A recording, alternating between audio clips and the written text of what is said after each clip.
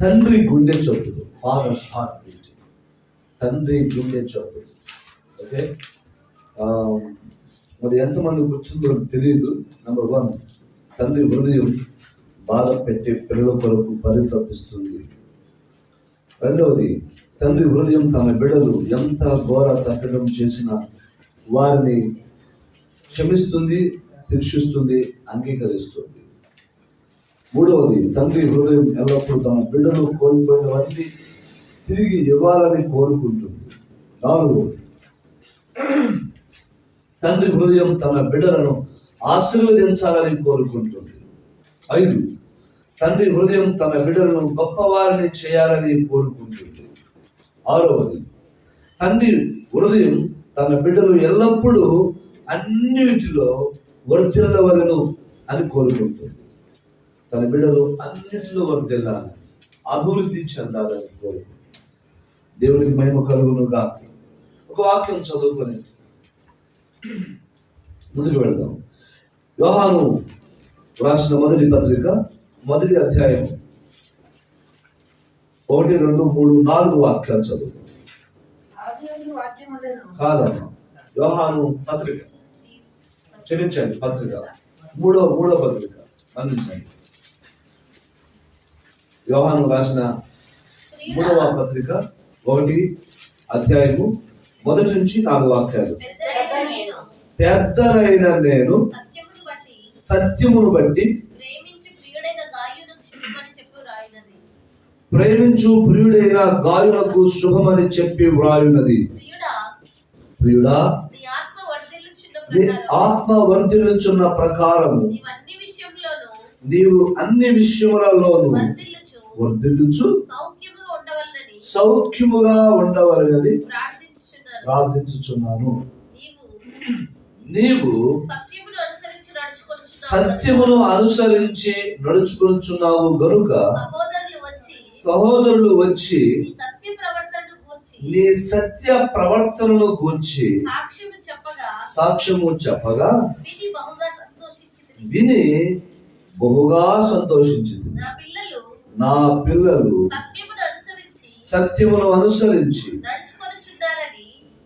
నడుచుకొనుచున్నారని వినుట కంటే నాకు ఎక్కువైన సంతోషము లేదు. చాలు. ప్రభువానికి వందనాలు. మాతో మీరు మాట్లాడండి. మీరు మాట్లాడుచు ఉండగా వినే చెవులు, అర్థం చేసుకునే మనసు మాకు అనుగ్రహించండి, నడిపించి మహిమ పొందండి. యేసు నామములో ప్రార్థించి సమర్పించి అడుగుచున్నాము తండ్రి, ఆమేన్. భక్తుడు అపోస్తుడైనటువంటి యోహాను తన ఆత్మీయ బిడ్డలకు ఇలాగూ రాస్తున్నాడు. రాసింది ఆయనే, కానీ వ్రాయించినటువంటి వారు మాత్రం త్రియేక దేవుడు, పరిశుద్ధాత్మ దేవుడు. వారితో ఆయన బిడ్డల పట్ల కలిగిన ఆలోచనలను, తలంపులను తన బిడ్డలకు తెలియచేసి, ప్రేరేపణ కలుగు చేసి, వారి ద్వారా గ్రంథస్థం చేయించడం జరిగింది. వారి ద్వారా తన బిడ్డలతో మాట్లాడాలనుకున్నప్పుడు కొన్నిసార్లు దేవుడు అవసరాన్ని బట్టి నేరుగా మాట్లాడేవాడు. కొన్నిసార్లు తన సేవకులను ఉపయోగించుకొని వారి ద్వారా మాట్లాడేవాడు. అంటే మనం అర్థం చేసుకోవాలి, సేవకుడు ఇక్కడ నిలబడి మాట్లాడుతున్నాడు అనంటే తనకు నచ్చిన మాటలు ఏవో కలబొలి కబుర్లు చెప్పడానికి కాదు. దేవుడు వారి మదిలో ఎదలో ఏమి ఉంచాడో, దేవుడు ఆ సేవకుడిని ఏమి ప్రేరేపిస్తున్నాడో, ఆ విషయాలను, దేవుడి మనసులో ఉన్న మాటలను సేవకుడి ద్వారా సంఘముతో మాట్లాడుతున్నాడు అని జ్ఞాపకం చేసుకోవాలి. సేవకుడు నిలబడి మాట్లాడినప్పుడు ఈ మాటలు సేవకుడివి కాదు, దేవుడే సేవకుడి ద్వారా మాట్లాడుతున్నాడు అని అర్థం చేసుకోవాలి. కానీ వాడు చాలా మంది అలా అర్థం చేసుకునే దానికి బదులుగా అపార్థం చేసుకుంటూ ఉన్నారు. నాతోనే మాట్లాడుతూ, ఈయనే మాట్లాడుతూ ఉన్నాడు, ఇలాగే ఎప్పుడూ మాట్లాడుతూ ఉంటాడు, నా గురించే చెప్తా ఉంటాడు ఎందుకో ఈయన. అందుకనే పాస్టర్ అంటే నాకు ఇష్టం ఉండదు, అందుకనే అక్కడికి ప్రార్థనకి వెళ్ళడానికి మనసు ఉండదు నాకు, అందుకనే నేను మానేస్తా ఉన్నా.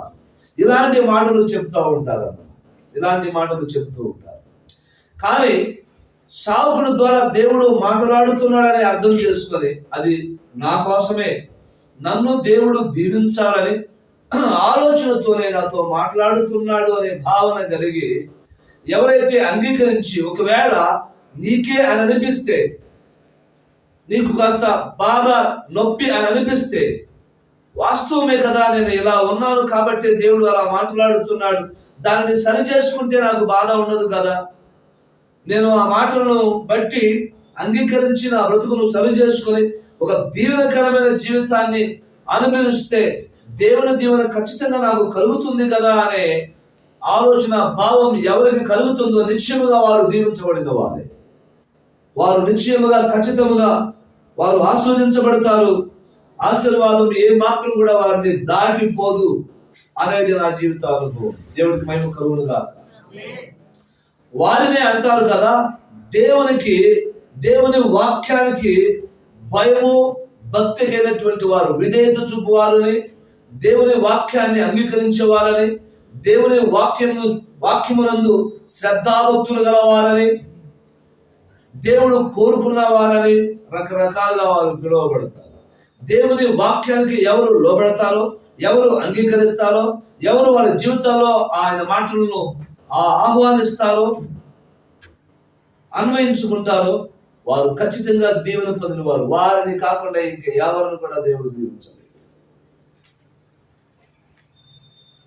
అలా ఆశీర్వాదం పొందేవారిలో మొట్టమొదటి లైన్ లో వారే ఉంటారు. కాబట్టి ఎప్పుడు ఎక్కడ అయినా సరే దేవుడు నాతో మాట్లాడాలి, నన్ను సరి చేయాలి, నన్ను బాగు చేయాలి, నన్ను దీవించాలి, నన్ను విడిపించాలి, నన్ను స్వస్థపరచాలి అని అనుకొని ప్రార్థన చేసుకొని దేవుడు ఈ రోజు నాతో ఏం మాట్లాడతాడు. నువ్వు బైబిల్ తీసి చదివినప్పుడు అదే ఆలోచన రావాలి, బైబిల్ తీసి చదివినప్పుడు కూడా అదే ఆలోచన రావాలి. రక్షణ పొందినటువంటి వారి జీవితాలలో మేము ఈ సువార్త కార్డును ఉపయోగించి మాట్లాడినప్పుడు ఈ చివరి పటము ఏమంటే, దేవుని అంగీకరించిన వారి జీవితంలో దేవుడు ఉన్నాడు. ఆయన ప్రేమ అయిన దేవుడు, దేవుడు ప్రేమ అయి ఉన్నాడు. ఆయన ప్రేమ మన హృదయాల్లో ఉంది. మనం దేవుడిని ప్రేమిస్తున్నాము సరిపోదు, అంత మాత్రమే సరిపోదు. దేవుడిని ప్రేమించి ప్రతివాడు మనుషులు కూడా ప్రేమించేవాడుగా ఉండాలి. ఓకే, దేవుని ప్రేమ ప్రజల్లో ఉంటే దేవుడు ఎవరి ద్వారా ఎవరిని ప్రేమిస్తున్నాడో, ఎవరు దేవుని ప్రేమిస్తున్నారో వారి విషయంలో దేవుని ఆలోచన ఏమిటంటే, దేవుడితో వారు మాట్లాడాలి, వారితో దేవుడు మాట్లాడాలని కోరుకుంటారు. ఏమండి, దేవుడితో వాళ్ళు మాట్లాడాలని కోరుకుంటారు. నువ్వు మాట్లాడితే దేవుడు వినాలని ఆశపడుతున్నాడు. అలాగే నీతో కూడా ఆయన మాట్లాడాలనుకుంటున్నాడు. అది ఎలాగో అనంటే, నెంబర్ 1 ప్రార్థన ద్వారా మనం ప్రభువుతో మాట్లాడవచ్చు. మనం ప్రభువుతో మాట్లాడవచ్చు. అది ఎంతసేపు మాట్లాడుతున్నావు, ఏం మాట్లాడుతున్నావు ప్రాముఖ్యమైన విషయం. వీరిద్దరు ఉన్నారు. ఇందాక ఆమె గోడకు ఆనుకోవాలి కూర్చొంది, కాస్త అమ్మ కాస్త డిస్టెన్స్ మెయింటైన్ చేస్తా అనుకున్నాను. ఎప్పుడు మారారో తెలియదు, స్థలం మారిపోయేది. ఇద్దరు ఒకసారి కూర్చున్నారు. ఈ అమ్మను సిరియల్ ఇద్దరు. వాళ్ళని వదిలిపెడితే స్థలము, సందర్భము, పరిస్థితులు తనకు సంబంధం లేదు. వాళ్ళు మాట్లాడుతూనే ఉంటారు. ఏం మాట్లాడతారో తెలియదు, ఎంతసేపు మాట్లాడతారో తెలియదు. ఇప్పుడే మొదలైందని, ఎప్పుడు ముగుస్తుందో తెలియదు. ఏ మాటలో వాళ్ళ మాటలో తెలియదు. ఏమండి, మనము దేవునితో ఎక్కువ మాట్లాడాలని దేవుడు కోరుకుంటున్నాడు మనుషులతో కంటే. అలా మాట్లాడే వాళ్ళతో, అంటే దేవుడితో ఎక్కువగా మాట్లాడే వారితో దేవుడు కూడా, మీరిద్దరు మాట్లాడుకున్నప్పుడు ఒకడే మాట్లాడతారా, ఇద్దరు మాట్లాడతారా? ఇద్దరు మాట్లాడుకుంటారు కదా. యాజ్ ఇట్ ఈస్ ఒక వ్యక్తి దేవుడితో మాట్లాడుతున్నాడు అంటే దేవుడు కూడా ఊరకనే ఉన్నాడు. సోది చెప్తున్నాడు, మొదలు పెట్టింది సోది. చెప్పరా ఇది అబ్బాయి ఎందుకు నా స్వామి సోద అంతా చెప్తున్నాను అని ఎప్పుడు దేవుడు విసుకునే కాసేపు విని తర్వాత ఒరే ఆపరా ఒరే సోద ఆపరా ఏంట్రా ఓ వచ్చిన కానించి సూపర్గా వస్తావా అమ్మ ఆగమా కదా తమదేమో కూర్చో కాసేపు కూర్చో నెమ్మది కూర్చుంది మనశ్శాంతిగా ఉండి అంటే వాళ్ళు మాట్లాడుతుంటే వీళ్ళు మనశ్శాంతిని కోల్పోతుంటారు. వాళ్ళు మాట్లాడుతుంటే ఒకడు మాట్లాడుతుంటే మనశ్శాంతిని కోల్పోతారు. కొంత మనుషులు మాట్లాడితే మరొక మనిషి మనశ్శాంతి కోల్పోతారు. కానీ మనశ్శాంతిగా ఉండరు అంటే వాళ్ళు మాట్లాడుతుంటే మనశ్శాంతి పోయినట్టేగా. మనం ఎవరితో మాట్లాడినా గుర్తుపెట్టుకోనండి, మనం వాళ్ళ మనశ్శాంతిని పోగొడుతున్నారేమో. ఎక్కువ మాట్లాడే ముందు పర్మిషన్ తీసుకోండి. నేను ఎవరు ఫోన్ చేసినా ఫస్ట్ ఆఫ్ ఆల్ అడుగుతా, మీతో మాట్లాడటానికి ఇది సరైన సమయమైనా మాట్లాడవచ్చా లేదా. మాట్లాడుతున్నప్పుడు నేను ఎక్కువ మాట్లాడుతాను అనిపిస్తుందా, నా మాటలు తక్కువ చేస్తానని కూడా మధ్యలో మరొకసారి జ్ఞాపకం చేసి అడుగుతా ఉంటాను. వాళ్ళకి ఏమన్నా అర్జెంట్ పని ఉండవచ్చు, వాళ్ళు ఏదైనా ప్రయాణంలో ఉండవచ్చు, బిజీగా ఉండవచ్చు, వాళ్ళకి నిద్రలో ఉండవచ్చు. చెప్పాలన్న విషయం సూటిగా సుత్తి లేకుండా చెప్పి వదిలిపెట్టేయాలి. ఓకే, మనుషులుగా మనం అలా విసుగు చెందుతాం కానీ దేవుడు ఎప్పుడు నువ్వు మాట్లాడుతూ ఉంటే అందుకని దేవుడు మనశ్శాంతి పోగొట్టుకోవటం నాకు ఇష్టం లేక ఎక్కువ దేవుడితో మాట్లాడండి అంటే ప్రార్థన చేయనండి నేను అనకూడదు. He never lost his peace of mind while we talk to him. మనం ఆయనతో మాట్లాడుతూ ఉన్నప్పుడు ఆయన ఎప్పుడు కూడా ఆయన మనశ్శాంతి పోగొట్టుకోవడానికి అవకాశం లేదండి. He wished to hear from you always. ఆయన ఇష్టపడతాడంట మన దగ్గర నుంచి ఎప్పుడు మనం మాట్లాడుతుంటే వినాలి అని చెప్పేసి వినాలి. చిన్నపిల్లలు దగ్గర కూర్చోబెట్టుకొని వాడు మౌనం ఉన్న వాడిని కనిపించి చెప్పరా చెప్పు అమ్మ చెప్పు బంగారం చెప్పు మాట్లాడుతుంది అని చెప్పేసి వాళ్ళు మాట్లాడుతూ మొదలు పెడితే వాళ్ళు మాట్లాడుతుంటే వీళ్ళు వింటారు. ఆరు సోది అని చిన్నపిల్లలని ఏ పెద్దవాళ్ళు కూడా అన్నట్లుగా చరిత్రలో నేను వినలేదు. దేవుడు కూడా అంట ఆయన పిల్లలు ఎప్పుడు చిన్నపిల్లలుగా చూస్తాడంట. ఆయన వారు మాట్లాడుతుంటే వినాలని ఆశ కలిగి ఉంటాడంట. అందుకనే ఆయన అంటే మన ప్రార్థనలు ఎంతో కోరుకుంటున్నాడు. మన ప్రార్థన జీవితం తర్వాత మనం మాట్లాడుతున్నాం. రెండోది వచ్చేసి ఆయన అలా ఎవరైతే ఆయనతో మాట్లాడతారో వాళ్ళతో మాట్లాడాలని కోరుకుంటున్నాడు. ఎలాగో అంటే మరొక మధ్యవర్తి లేకుండా నీతో డైరెక్ట్ గా మాట్లాడుకుంటున్నాడు. అది ఎలాగనంటే దేవుని వాక్యం ఎల్ల వేళలా పరిశుద్ధాత్మ దేవుడు నీతో ఆయన వాక్యము నీ చేతిలో పెట్టి నువ్వు చదువుతూ ఉంటే నేను మాట్లాడతాను అని చెప్పేసి అంటున్నాడు. ఆ చదువుతున్నప్పుడు నిజంగా నేను అట్లా ఫీల్ అవుతూ ఉంటాను. కొన్నిసార్లు ఆ బైబిల్ చదువుతుంటే నా కళ్ళ నీళ్ళు వచ్చేస్తూ ఉంటే నాకు చాలా నెమ్మది కలుగుతూ ఉంటుంది, చాలా ఆదరణ ఓదార్పు కలుగుతూ ఉంటుంది. ఆ బైబిల్ చదివే సమయంలో ఒక వ్యక్తి నాతో మాట్లాడుతున్నట్టుగా అనిపిస్తా ఉంటుంది.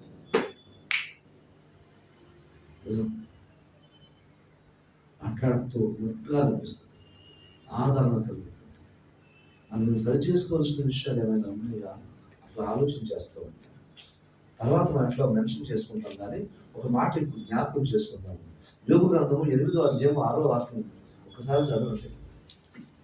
అంటే వాక్యం చదువుతున్నప్పుడు నన్ను సంధించిన నాకు మళ్ళా వినాలని అనిపించినటువంటి ఆ మాట రిఫరెన్స్ మర్చిపోయి జ్ఞాపకం చేసి పలానా మాట ఎక్కడుందని మరి విజయవాడలో ఉన్న ఒక వ్యక్తికి ఫోన్ చేసి కనుక్కొని ఆ రిఫరెన్స్ మరి నేను పొందుకొని దాన్ని చదవడం జరిగింది. మళ్ళా యోబు గ్రంథం 8:6 చదువుతారా? నేను చదవమంటాను. నీవు పవిత్రుడువై యథార్థవంతుడవైన ఎడల నిశ్చయముగా ఆయన నీ యందు శ్రద్ధ నిలిపి నీ నీతికి తగినట్టుగా నీ నివాస స్థలమును వర్ధిల్ల చేయును. నువ్వు వర్ధిల్లాలి అని అంటే ఒకటే మార్గం. అంటే ఏం చెప్తున్నాడంటే నేను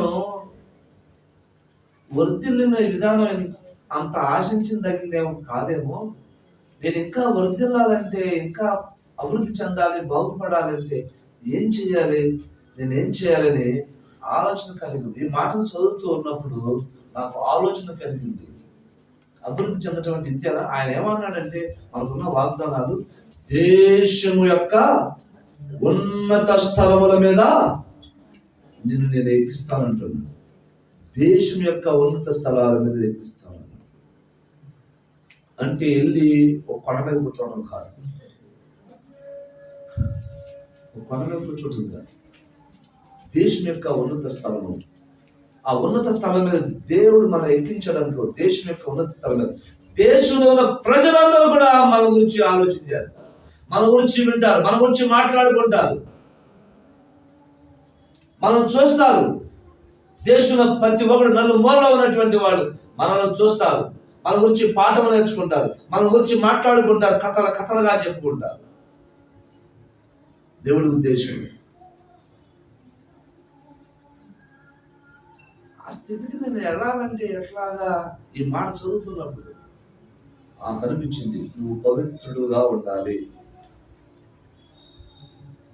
రెండవది యథార్థవంతుడుగా ఉండాలి. ఈ రెండు ప్రాముఖ్యమైనటువంటి. ఒక వ్యక్తి వర్ధిల్లాలి అని అంటే, బాగుపడాలి అని అంటే,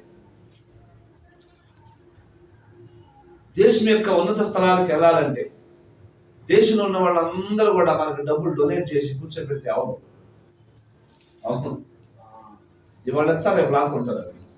ఎప్పుడు ఎత్తామంటారు వాళ్ళందరూ మనం ఎత్తుకొని ఉన్నత స్థలాలకు వెళ్ళాలని చెప్పేసి అంటే ఏం చేస్తారు? కొన్ని ఆటలు ఉన్నాయి, కొన్ని ఏమంటారు దాన్ని స్పోర్ట్స్లో, కొన్ని తిరునాళ్ళు ఎట్లాంటివి చేస్తూ ఉంటారు. సబ్కాస్ టైప్లో ముగ్గురు నిలబడతారు, వాళ్ళ మీద ఇద్దరు నిలబడతారు, తర్వాత వాళ్ళ మీద ఒకటి ఎక్కుతారు, తర్వాత వాళ్ళ మీద పైన అక్కడ అట్లాగే ఒక టాప్లో నిలబడతారు. వాళ్ళ కింద చాలా మంది నిలబడి మోస్తా ఉంటారు. పెద్ద గోపురం ఉన్నారు. ఈ గ్రూప్ అంతట్లో ఎవరైనా ఒకటి కొంచెం కన్నడంతో మొత్తం దేవుడు ఎక్కిస్తే అక్కడికి నిలబడదు. అలా నిలబెడతారు. దేశమంతా మనం చూసేటట్టుగా, మన గురించి మాట్లాడుకునేటట్టు, మన గురించి పాఠం నేర్చుకునేటట్టుగా, మనం ఒక ఎగ్జాంపుల్గా తీసుకునేటట్టుగా దేవుడు చేస్తాడు. దానికి ప్రాముఖ్యంగా రెండు విషయాలు ఉండాలి. రెండే విషయాలు, ఒకటి పవిత్రత, రెండు విషయాలు. వాటి గురించి దేవుడు చెప్పినట్టే బతుకు బాగుంటే మరోసారి ఆలోచించవచ్చు. దేవుని వాక్యం చదివిస్తుంది ఏంటంటే, నిన్ను దేవుని యొక్క ఉన్నత స్థలాలు, దేశం యొక్క ఉన్నత స్థలాలు దేవుడు నిన్ను ఎక్కించాలనుకుంటున్నాడు. ఈ వాక్యం చదివినప్పుడు నన్ను సంధించింది. ఇదే వాక్యం చదువుతున్నప్పుడు నిన్ను కూడా సంధించాలి. నాకేమనిపించిందంటే అప్పుడు పరిశుద్ధత, యథార్థత నాలో లోపించిందా? అందుకని నేను ఎదగలేకపోతున్నానా?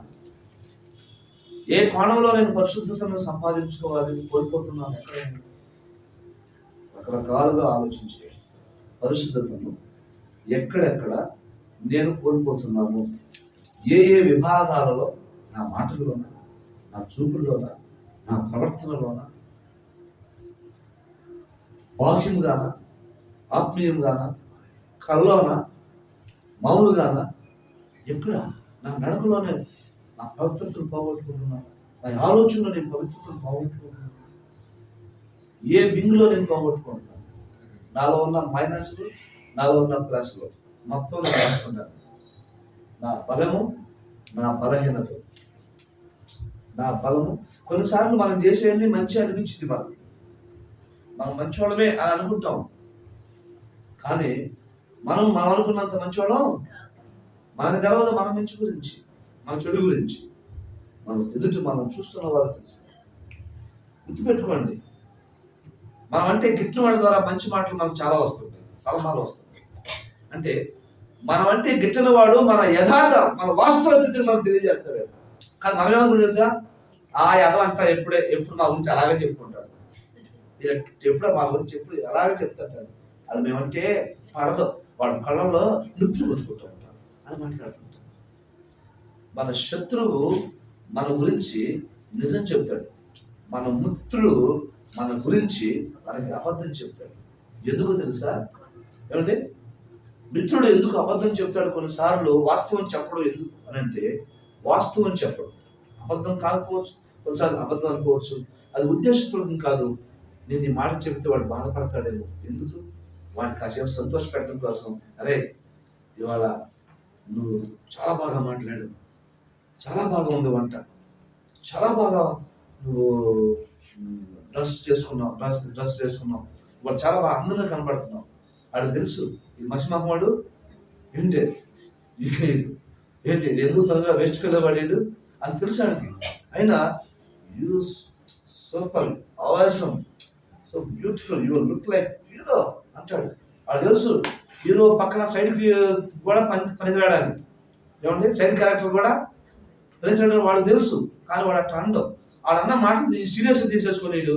ఇక వాడు పక్కన ఇక అర్థం ముందుంటుంటాడు, వీడు మసి పక్కన వేసుకొని అంటుంటాడు, వీడు చచ్చిపోతుంటాడు. ఇక అక్కడ వాడు వాస్తవ వాడు తెలియదు కాబట్టి అర్థం వదిలిపెట్టలేక అంటుంటాడు, కాసేపు అంటుంటాడు. ఇక అంటే ఎందుకంటే వాడు సేమలా చెప్పిన అబద్ధం వాడు అది చేస్తుంది, పిచ్చోడికి చేస్తుంది, ఇంకా రెచ్చిపెట్టేది చేస్తుంది. అదే మన పగవాడు విరోధం అనుకోండి, వాడు చెప్తాడు, ఒరే నువ్వు నీ పేరు అదే మసిమగవాడా అంటే అది వాస్తవం. కానీ ఆ మాట అంటే వీళ్ళకి యారా నేను మసిమగవాడా ఉన్నారా, ఎవరికి వాళ్ళే బ్యూటీ అనుకుంటా ఉంటారు. ఐశ్వర్య అందరూ ఐశ్వర్యరాయ అనుకుంటారు. అని అంటే ఆ ఫేస్ ఏమండి, ఆ కలర్ పగలు చూస్తే రాత్రి కళ్ళకి వచ్చింది, నాయన విజయనగర స్వామి అబ్బబ్బబ్బబ్బ జీవితంలో మర్చిపోలేవు నాయన ఆ ఫేస్ ని అని అనుకుంటా ఉంటారు. వాళ్ళు చెప్పింది వాస్తవం, కానీ పగవాడు కాబట్టి కొంచెం చేదుగా అనిపించింది. వీడు బాధ పెట్టకూడదని చెప్పాడు కాబట్టి కొంచెం తీగా అనిపించింది. చెప్పలే నాకు ఏమన్నా చెప్పలే మళ్ళీ వినాలనిపిస్తుంది వాళ్ళకి ఆ మాటలు. ఏదైనా ఫర్ ఎగ్జాంపుల్ చెప్పాడు, జ్ఞాపకం చేసుకున్నాం. కాబట్టి దేవుని వాక్యం మన జీవితంలో చదువుతున్నప్పుడు మనమే ఏమిటి సెల్ఫ్ ఎగ్జామినేషన్, మనమే పరిశోధించుకొని పరీక్షించుకుంటే ప్రభు చెప్పిన వాక్యము ఆ పౌలు గారు కొరింథీయులకు రాస్తున్నాడు, తీర్పులోకి రాకుండా అని చెప్పేసి. నీలో ఉన్నటువంటి బ్యాడ్, నీలో ఉన్నటువంటి గుడ్ ఒకళ్ళు నీకు చెబితే వాళ్ళు గిట్టగా చెబుతున్నారా అనిపిస్తూ ఉంటది. నేను సరి చేద్దామని చెప్పినా సరే అంగీకరించి నీకు నువ్వే ఎగ్జామిన్ చేసుకున్నావు అనుకోండి, నీకు అర్థమైంది, సాధ్యమంతులకు అర్థమవుతుంది. ఎవరి గురించి వాళ్ళకి తెలుసు అండి, ఎవరి బలహీనతలు వాళ్ళకి తెలుసు, ఏది మంచో ఏది చెడో మనస్సాక్షి చెబుతూ ఉంటుంది, వాళ్ళకి తెలుసు. కానీ బైపాస్ చేస్తుంటారు, మనస్సాక్షిని దాటేస్తూ ఉంటారు, చంపేసుకుని మాట్లాడుతారు, ప్రవర్తిస్తూ ఉంటారు. అందుకనే మనం అభివృద్ధి పొందలేకపోతాం, వర్ధనలేకపోతాం. కానీ దేవుని హృదయం ఏమంటే నువ్వు వర్ధిల్లాలని ఎంతగా తెలుసా, దేశం యొక్క ఉన్నతమైన స్థానం, ప్రపంచం అంతా దేశమంతా నీ గురించి మాట్లాడుకునేటట్టు చేయాలి. అంటే దేవుడు ఆలోచన విధానం గొప్పగా ఘనంగా ఉంటుంది, గౌరవపూర్వకంగా మర్యాదపూర్వకంగా ఉంటుంది. దేశమంతా గురించి మాట్లాడుకుని మాట చేస్తే సరిపోతుందంటే అది ఏంటి సాతాను యొక్క ఆలోచన విధానం. ఒక దొంగతనం చేస్తే మర్డర్ చేస్తే దేశమంతా అది సాతాను యొక్క ఆలోచన విధానం. మంచిగానే నలుగురు మెచ్చేటట్టుగా నచ్చేటట్టుగానే అది మేలుకరమైన విధానంలోనే దేవుడు నేను తీసుకొని ఆ ఉన్నత స్థలం మీద అక్కడ ఎక్కిస్తారు. ఆయన ఆలోచన విధానం దేవుడికి మేము కలుగునుగా.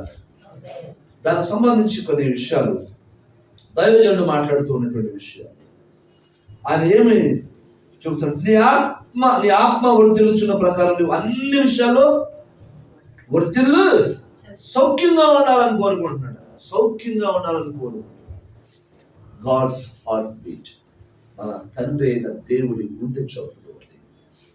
ఒక కొటేషన్ నాకు వెతుకుతా ఉంటే దొరికింది. అక్కడ ఏం రాస్తున్నాడంటే, తండ్రి తన కొడుకుకు ఇచ్చినప్పుడు ఇద్దరు కలిసి నవ్వుకుంటారు. ఇద్దరు ముఖాల్లో నవ్వు కనబడుతుందంటే హ్యాపీనెస్. తండ్రి తన కష్టపడి తన కొడుకు బాగుపడాలని, ఆనందంగా ఉండాలని వాడు అడిగినది అడగకపోయినా అడిగినా సరే తీసుకొచ్చి ఇచ్చినప్పుడట ఆ కొడుకు thank you daddy thank you అని వాడంటే వాడిలో ఉన్న ఆనందాన్ని చూసి తండ్రి పొందిపోతాడు. వాడు తల్లి కానీ తండ్రి కానీ ఫస్ట్ పడుకొని బిడ్డలకి అన్నం పెట్టినప్పుడు వాడు తృప్తిగా టేస్ట్గా వాడికి ఇష్టమైన ఫుడ్ పెట్టినప్పుడు వాడు సంతోషించినప్పుడు ఆ సంతోషాన్ని చూసి ఆకలిని చంపేసుకొని మర్చిపోయి వాడితో కలిసి ఆనందంగా గడుపుతాడంట ఆ క్షణాన్ని. ఇన్ ద సేమ్ వే కొడుకు పెద్దవాడే, కొడుకు కానీ కూతురు కానీ. మేము కొడుకుగా చెబుతాను, మేము కూతురు మేము లెక్కలో లేమా అని మీరు అనుకోవాలి. మీరు కూడా అది ఓకే. వాడు ప్రయోజకులయ్యి రూపాయలు డబ్బులు సంపాదించి తల్లిదండ్రులకు తీసుకొచ్చి ఇష్టమైనవి వాళ్ళకి ఇష్టమైనవి తీసుకొచ్చి ఇచ్చినప్పుడు ఆ శాలరీ తెచ్చి వాళ్ళ చేతిలో పెట్టినప్పుడు ఏమంటే ఫస్ట్ తండ్రి ఎమోషన్ అవుతాడు. తండ్రి ఎమోషన్ అయ్యి ఏడవడం ప్రారంభిస్తాడు. తల్లి ఇంకా ఎక్కువ బయటపడింది, తండ్రి కాస్త ఆలస్యంగా బయటపడతాడు. తల్లి తొందరగా బయటపడుతుంది. నా కొడుకు ప్రయోజకుడయ్యాడు, నా కొడుకు లేదా నా కూతురు నా బిడ్డ ప్రయోజకులయ్యాడు, బాధ్యత గలవారుగా ఉన్నారు. మేమంటే నా బిడ్డలకి ఎంత ప్రేమ, నా ఇష్టమేంటో తెలుసుకొని ఒకప్పుడు వాడికి తెలియనటువంటి వయసులో నా ఇష్టాన్ని చంపుకొని నా బిడ్డ సంతోషాన్ని చూశాను. వాడు తెలిసి వచ్చిన తర్వాత నా ఇష్టాన్ని తెలుసుకొని వాడు నన్ను సంతోష పెడుతున్నాడు, నన్ను అర్థం చేసుకోగలిగాడు. నా కుమారుడు అవన్నీ జ్ఞాపకం చేసుకొని వాళ్ళు ఏడవడం ప్రారంభిస్తారు.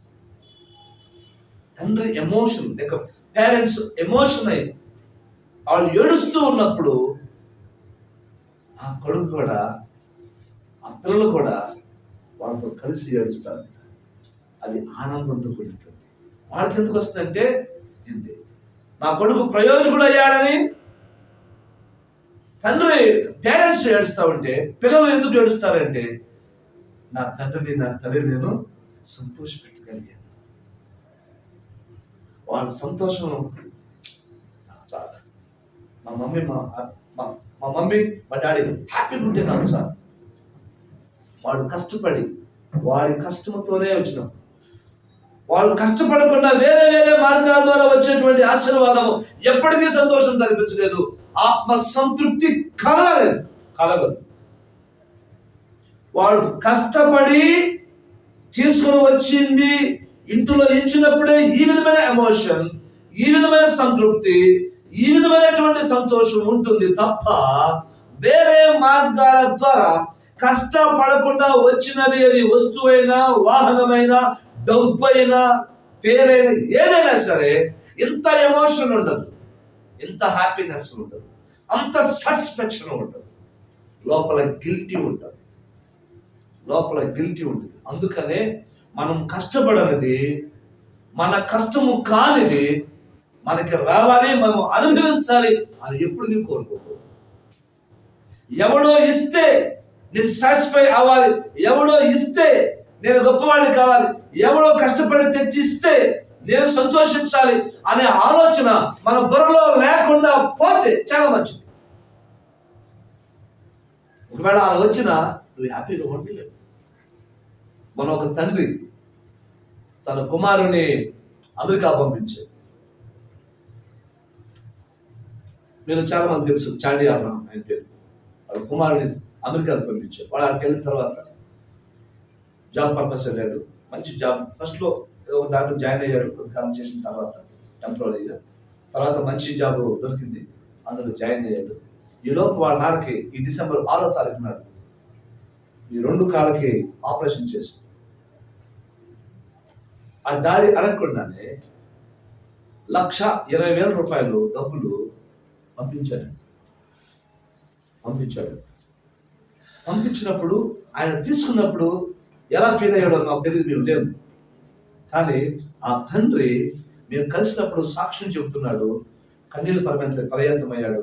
ఆ టైంలో నాకు ఈ ఫోటో తీయాలని, వీడియో తీయాలని ఆలోచన రాలేదు. ఆ తర్వాత ఈ మాటలు నాకు ఈ కొటేషన్ కనపడినప్పుడు ఆ తండ్రి ఫీలింగ్స్ నాకు కనెక్ట్ అయ్యాయి. ఆయన కళ్ళ నీళ్ళు పెట్టుకుని వెయిట్ చేస్తున్నాడు. మై సన్, మై సన్, నా కొడుకు, ఈ సన్ మీ ఫర్ మై ఆపరేషన్, నీ operation. One nine, the amount is not a matter, the figure is not a matter, but he sent me something that I came to know how much he's loved me. అది ఎంత పంపించాడు అనేది ఆ డబ్బు, ఆ number విషయం కాదు, కానీ వాడు నన్ను ఎంతగా ప్రేమిస్తున్నాడు, నా కొడుకు ఎంత ప్రయోజకుడు అయ్యాడు అనేది నాకు సంతోషం. వాడు హ్యాపీ ఉంది, నాకు చాలు, నాకు పంపించక్కర్లేదు, కానీ అలా పంపించినప్పుడు I feel much happy. Literally he's crying. Keep crying. ఏడుస్తూనే ఉన్నాడు. మేము బీకులు అనవలసి వచ్చింది. ఈ కొటేషన్ యొక్క డెప్త్ నాకు అప్పుడు అర్థమైంది. చదివినప్పుడు ఎట్లా అనుకున్నాను, కానీ ఈ కొటేషన్ యొక్క డెప్త్ నేను కళ్ళారా ఆయన చూసినప్పుడు నాకు అర్థమైంది.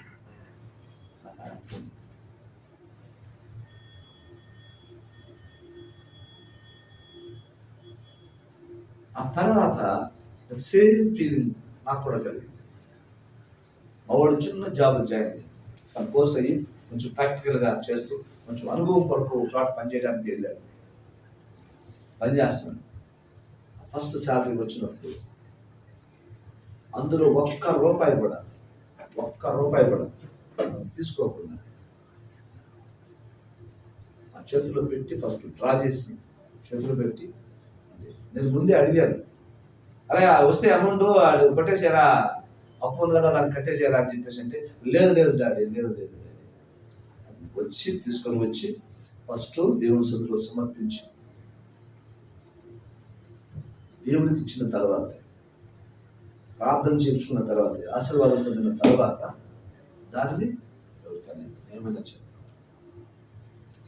మేము సేవకులు కాబట్టి ఈ సేవపై అతను సమర్పించారు. ఒకవేళ మేము విశ్వాసమై ఉంటే ఖచ్చితంగా అవి మనం సేవడు చేతులు పెట్టి ప్రార్థించుకునేవాడు. The same matter first salary. Vanitha ఆ రోజు ఎలా ఫీల్ అయిందో నాకు తెలియదు, రమేష్ గారు ఎలా ఫీల్ అయ్యారో నాకు తెలియదు. But I can understand that feeling in that moments. First ప్రాక్టికల్గా అప్రాక్టీస్ చేస్తూ చోట జాయిన్ అయితే చదివి వాడికి వచ్చేటువంటి ఆ మొట్టమొదటి శాలరీ, ఆ ఇన్కమ్ తీసుకొచ్చి మమ్మీ చేతులు ఎలా ఏమైనా వాడుకున్నావా, ఏం లేదు మంచోడు కానీ చేతులు తీసుకొచ్చి వాళ్ళ అమ్మ చేతులు పెట్టి తర్వాత వాళ్ళు తీసుకొచ్చి దేవుని సన్నిధిలో సమర్పించుకున్నారు, ప్రార్థన చేసి. అక్కడ అంటే వీళ్ళు పేరెంట్స్ కొరకు, దేవుడి కొరకు ఎంత మెచ్యూర్గా ఆలోచన చేస్తున్నారు అనేటువంటిది, ఎంత మెచ్యూర్గా. ఈ మెచ్యూరిటీ పిల్లల్లో లేనటువంటి వాళ్ళు చాలా మంది పేరెంట్స్ ఉన్నారు. ఈ మెచ్యూరిటీ లేనటువంటి వాళ్ళు, నానా జాగ్రత్త, నువ్వు కష్టాలు ఇచ్చావు తర్వాత ఇవ్వకుండా ఉండకూడదు.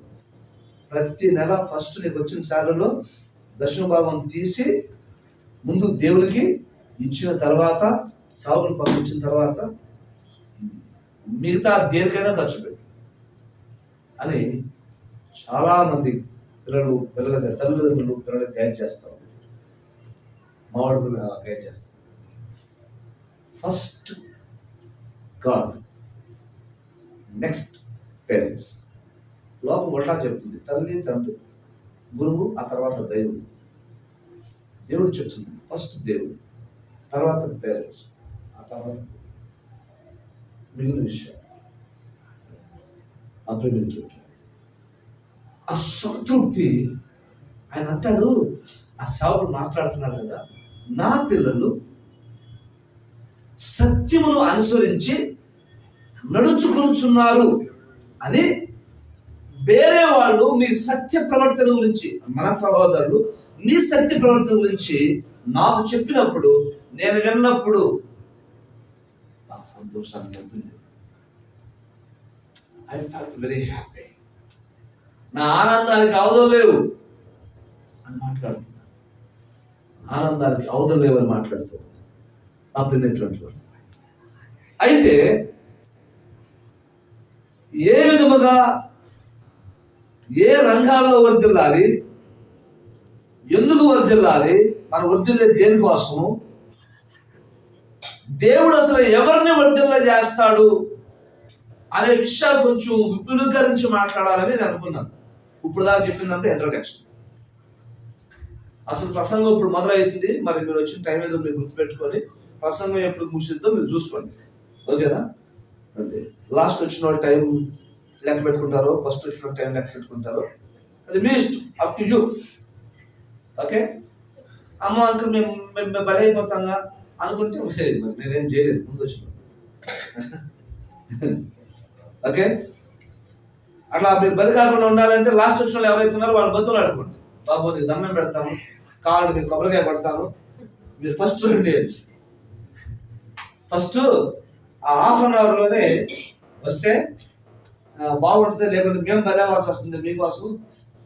ఆయన ఏమన్నా ఆయన బలి చేయటమే ఆయన పని. మనకి మనం అనలేము, అన్న ఆయన మాడు, కాబట్టి మనమే అడ్జస్ట్ చేసుకొని అర్థం చేసుకొని ముందుకు పోదామని చెప్పేసి అని మీరు మాట్లాడుకోండి. అయ్యా కిరణ్ కుమార్ గారు, ఇది మాత్రం కట్ చేయండి తర్వాత, అంతే మొత్తం రికార్డ్ అవుతుంది ఇక్కడ.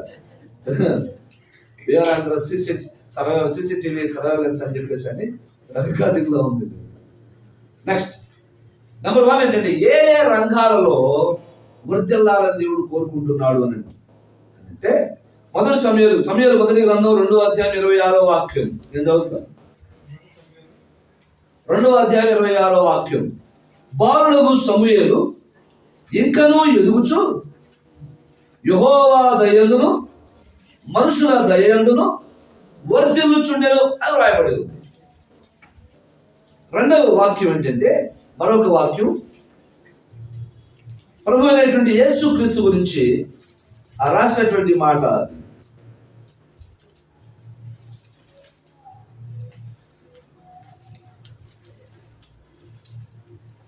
లూకా సువార్త 22వ అధ్యాయం 52వ వాక్యం. యేసు జ్ఞానమందును వయస్సు ఎందును దేవుని దయందును మనుషుల దయందును వర్ధిల్లుచుండెను అని ఉంది. ఈ రెండింటికన్నా ముందు ఇంకొక మాట జ్ఞాపకం చేసుకుంటే బాగుంటుంది. సమూయేలు 2వ గ్రంథం 5:10 దావీదు అంతకంతకు వర్ధిల్లెను అని ఉంది. ఇది ఇంపార్టెంట్, ఇది కీవర్డ్ గా పెట్టుకోండి. ఏమండి? 2వ సమూయేలు 5:10 దావీదు అంతకంతకు వర్ధిల్లెను, సైన్యములకు అధిపతి యెహోవా అతనికి తోడుగా ఉండెను. ఇది విషయం. అంతగా వర్ధిల్లాడంటే ఏ విషయంలో వర్ధిల్లాడు? అంతకంతకు వర్ధిల్లుతున్నాడంటే ఏ విషయంలో వర్ధిల్లాడు అని అంటే, ఎక్కడ వర్ధిల్లాలి అంటే, పాత నిబంధనలో ఒక వాక్యం, కొత్త నిబంధనలో ఒక వాక్యం చూపించాను. ఒకటేమో నెంబర్ 1, ఒకటేమో ఏమంటారు దాన్ని, మొదటి సమూయేలు 2:26 సమూయేలు గురించి, రెండోదేమో లూకా 2వ అధ్యాయం 52వ వాక్యము యేసు ప్రభువు గురించి. వారిద్దరు కూడా సేమ్ థింగ్ రాసి ఉంది ఇక్కడ. వాళ్ళిద్దరి విషయంలో రెండు, ఒకటేమో దేవుని యెహోవా దయయందును అని ఉంది, కొత్త నిబంధన దేవుని దయయందును అని ఉంది. రెండవది ఇద్దరికి కూడా మనుషుల దయయందును వర్ధిల్లుచుండెను అని రాయబడి ఉంది. మనుషుల దయయందును వర్ధిల్లుచున్నాడు. నాకు ఇక్కడ ఆలోచన చేసినప్పుడు వచ్చినటువంటి తలంపును నేను రాసుకున్నాను ఈ విధంగా. నెంబర్ 1, యెహోవా లేక దేవుని దయయందును అంటే అది దేనికి సంబంధించింది అంటే, దేవుడు ఎప్పుడు కూడా ఆత్మ అయి ఉన్నాడు అని జ్ఞాపకం చేసుకోవాలి. దేవుడు ఆత్మ కనుక ఆయనను ఆరాధించువారు ఆత్మతోనూ సత్యముతోనూ ఆరాధింపవలెను. దేవునికి మహిమ కలుగునుగా. దేవుడు ఆత్మ కనుక ఆత్మ సంబంధమైన విషయాల మీద మాత్రమే మనస్సుంచువాడై ఉన్నాడు.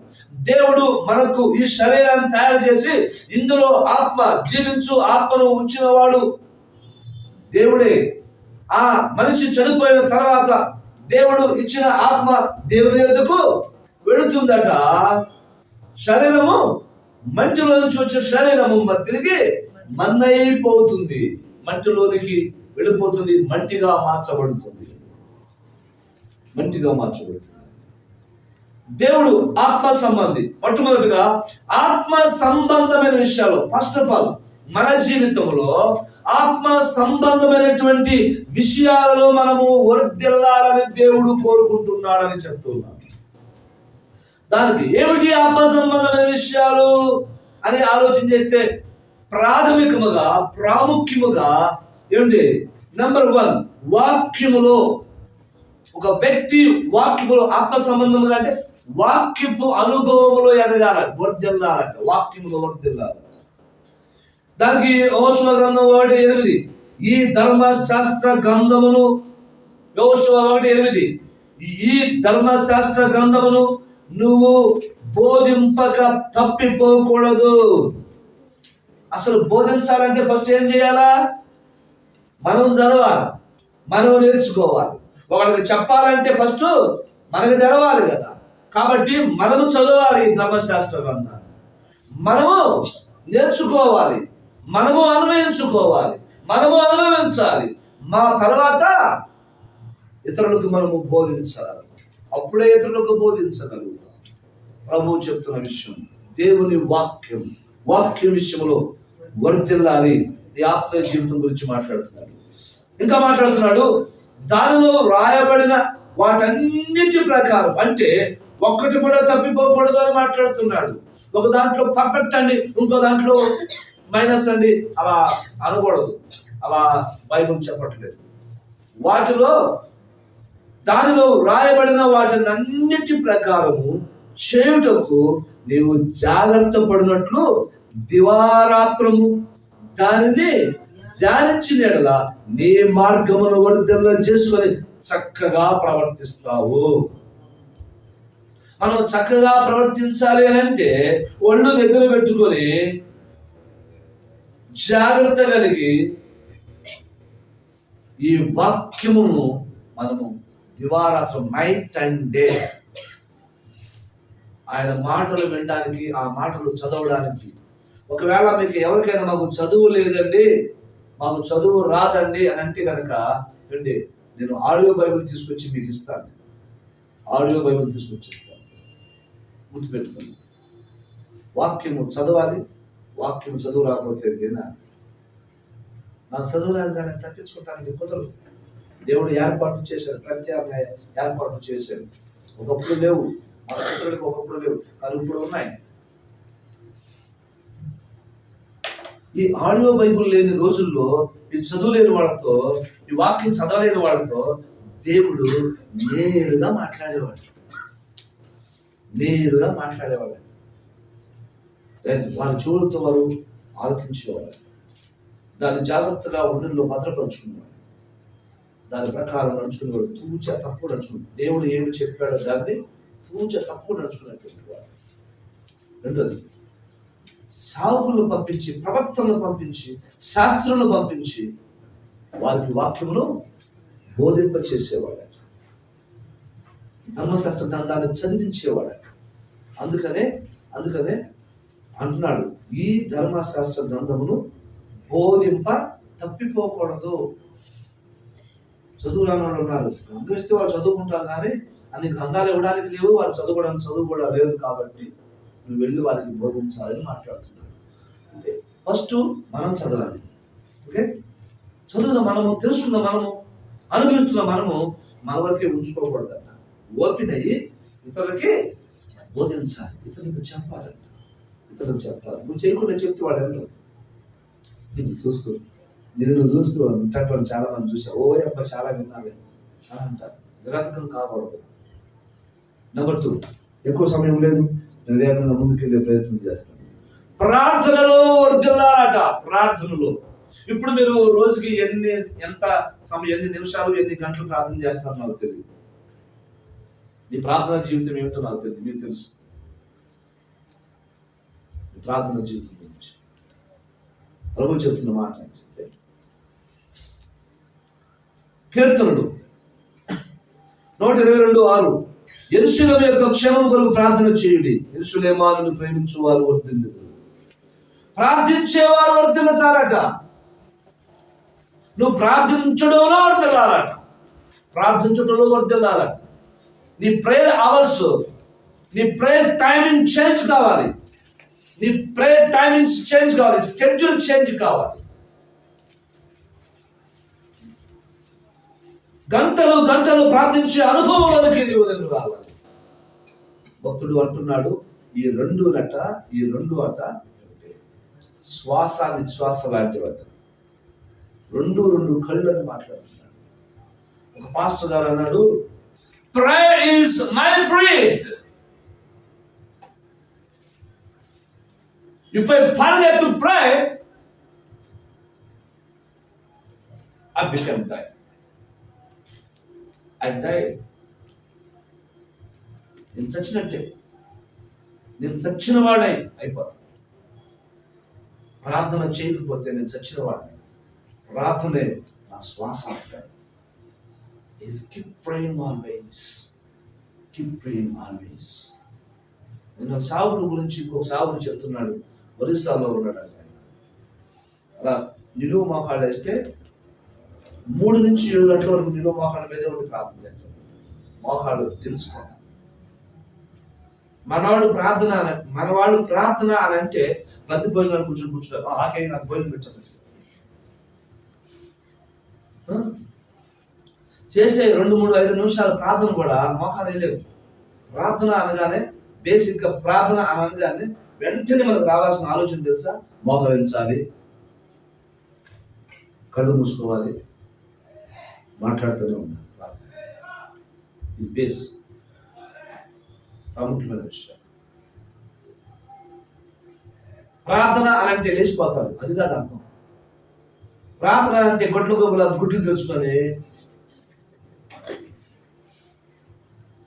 చూస్తాను.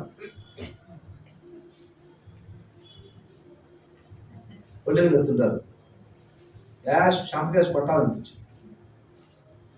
నెంబర్ 1. నెంబర్ 2 తెలుసా?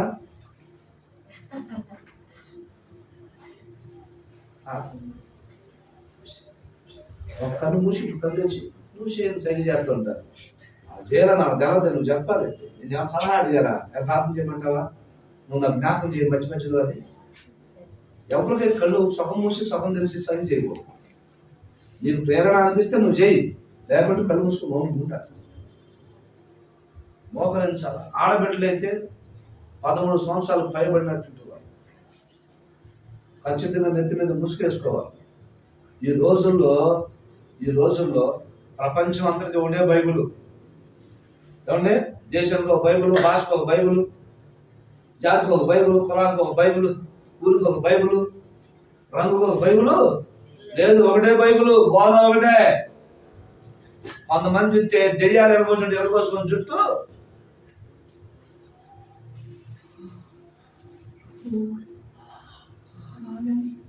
ఇది ఏదో తెగ ఊరిపోతుంటారు. Is it acceptable? అది అంగీకారం యోగ్యమా? దేవుడు అంగీకరిస్తాడు అని అనుకుంటున్నారా? వాళ్ళు ఫీల్ అవుతే అవ్వచ్చు, వాళ్ళ సెల్ఫ్ సాటిస్ఫాక్షన్ వరకు వాళ్ళు ఫీల్ అవుతా అవ్వచ్చు, కానీ దేవుడు అంగీకరిస్తాడని నమ్మకం అయితే నాకు లేదు. ఎందుకంటే వాక్యానికి విరుద్ధంగా చేసే ఏదైనా సరే ఆయన చెప్పాడండి, వాక్యంలో ఉన్న వాటన్నింటిని అన్నాడు సగం సగం చేయమా, సగం సగం దాచిపెట్టి వదిలిపెట్టేయమా అన్నాడా? ప్రతిదీ చేయాలి. సాధ్యం. నీ దృష్టికి వచ్చింది, నీకు అర్థమైంది, ప్రతి విషయం నీకు తెలుస్తుంది. తెలియకపోతే మనం ఏం చేయలేము, అర్థం కాకపోతే మనం ఏం చేయలేము. అర్థమైంది, తెలిసిన ప్రతి విషయాన్ని, మన దృష్టికి వచ్చిన ప్రతి విషయాన్ని, దేవుడు మన దృష్టికి తీసుకొచ్చిన ప్రతి విషయాన్ని అర్థం చేసుకుని దాన్ని చేయగలిగితే కనుక మనం నెక్స్ట్ లెవెల్లోకి వెళ్ళిపోయినట్టు. ఆత్మలో వర్ధిల్లడం, ఆత్మీయ జీవితంలో వర్ధిల్లేటువంటి విషయం గురించి మాట్లాడుతున్నారు. యేసుక్రీస్తు ప్రభువారంట అన్ని సింహాసనాల కన్నా ఉన్నతమైన సింహాసనం, అత్యున్నతమైన సింహాసనం మీద ఆశ్రయుడై ఉన్నాడు. ఎందుకో తెలుసా? ఈ విషయాలన్నిటిలో ఆయన ఎదిగిన వాడుగా ఉన్నాడు, అనుభవం కలిగిన వాడుగా ఉన్నాడు. ప్రాక్టికల్. తర్వాత సహవాసములు, అది సంఘ సహవాసము. దీనికి వాక్యం కీర్తనలు 92:13. యెహోవా మందిరములో నాటబడిన వారై వారు మన దేవుని ఆవరణములో వర్ధిల్లుదురు అని ఉంది. యెహోవా మందిరములో నాటబడిన అనుభవం. నాటబడిన అనుభవం అంటే స్థిరపరచబడటం అన్నమాట. దేవుడి మందిరంలో స్థిరపరచబడటం అన్నమాట. స్థిరపరచబడిన వాడు ఏం చేస్తాడు తెలుసా? స్థిరపరచబడినటువంటి వారు ఒక వారం వస్తారు, ఒక వారం మానేస్తారు, 2 వారాలు వస్తారు, 3 వారాలు మానేస్తారు. ఏమన్నా అంటే బాగా ఏమన్నా అంటే ఏదో ఒకటి చెప్తారు. నాటబడిన వాడు స్థిరంగా ఉంటాడు, స్థిరపరచబడి ఉంటాడు. నువ్వు మొదటగా ఎక్కడ నాటబడ్డావో అక్కడే నిలిచి ఉండి ఎదుగుతా ఉండాలి. ఒక వ్యక్తి చెట్టును తీసుకొచ్చి మంచి పళ్ళు కదా అని నాటారు. ఎంత కాలం చూసినా అది ఫలించట్లా, చివరికి ఎండిపోయింది. ఎందుకని అంటారు? ఒక వ్యక్తి చెట్టును తెచ్చి నాటాడు, మంచి ఎరువు వేశాడు, నాటాడు, చుట్టూతో పాదు చేశాడు, మంచి ఎరువు వేశాడు. ఎంత కాలం చూసినా ఎదగట్లా, ఫలించట్లా. ఎందుకని అంటారు? నీళ్ళు కూడా పోసాడు. ఎరువేసి పాదు చేసినప్పుడు నీళ్ళు కూడా పోసాడు, చదవట్లా. What is the reason? Time to time పట్టలేదేమో, ఇంకా సరైన పోషణ లేదేమో, ఇంకా ఎరువు వేస్తున్నాడు, వేసాడు, 2 వేసాడు, రసాయనిక ఎరువులు వేసాడు, సేంద్రియ ఎరువులు వేసాడు. మంచి సాగులే పరిస్థితి. చెట్టులో సారం లేదా? భూమిలో సారం లేదా? భూమిలోనా చెట్లోనా? ఫలించేదే, మంచిదే.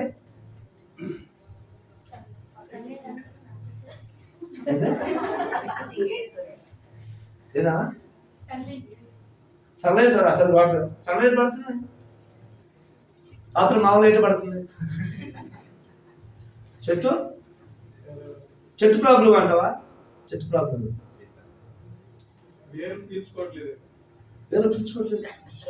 చూసారు ఎన్ని విషయాలు బయటకు వస్తున్నాయో. నేను అందరూ సైంటిస్ట్ అండి, ఇచ్చినా కూడా తీసుకోవట్లేదు. నేను చెప్తాను అనండి. నా మైండ్ లో ఉన్నది కవర్ తీసేసాడు, కవర్ తీసేసాడు. అదేం చేస్తా తెలుసా? ఒక వారం అక్కడ చూస్తాడు, ఆడు బీగుతున్నాడు, ఇంకోసారి పెడుతున్నాడు.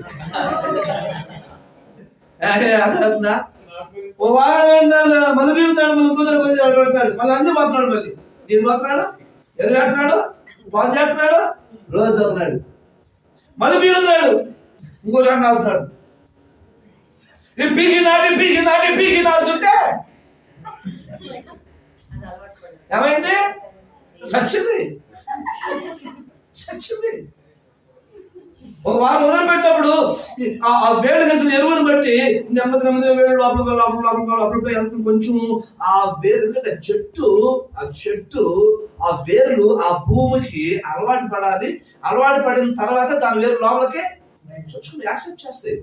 ఏదైనా మెడిసిన్ ఇచ్చారనుకోండి బాడీలో, అది యాక్సెప్ట్ చేస్తేనే అందులో ఉంటుంది, కాబట్టి రియాక్ట్ అయిపోయింది. మీకు అర్థం కావట్లా? నువ్వు తిన్న ఆహారం కూడా దీనికి ఏంటి మ్యాచ్ అవ్వాలి, అలవాటు పడాలి, లేకపోతే రియాక్షన్ వస్తుంది. దానికి అలవాటు అప్పుడప్పుడే అలవాటు పడుతుంది. నెమ్మదిగా ఏం లేదు, కిలో పీగుతున్నాడు, వాళ్ళు ఇంకో చోట పెడుతున్నాడు. నేను పెట్టుకుంటే మాత్రం పీగుతూ పెడుతుంటే ఏమంటే ఈ లోపు చచ్చింది, ఈ లోపు ఇంకేడ ఫలించింది, ఇంకేడ వదిలింది. దేవుని వాక్యం ఏం చెబుతుంది ఇక్కడ? ఏం చెబుతుంది? ఎబ్రీ పత్రికలో ఉంటుంది, సహవాసం. కొందరు మానుకుంటున్నట్టుగా సహవాసముగా కూడుకున్నట మానొద్దు అంటుంది. రైట్, మానలేదే, వస్తానే ఉన్నదే. ఎప్పుడు వస్తాం? అప్పుడప్పుడు వస్తాం.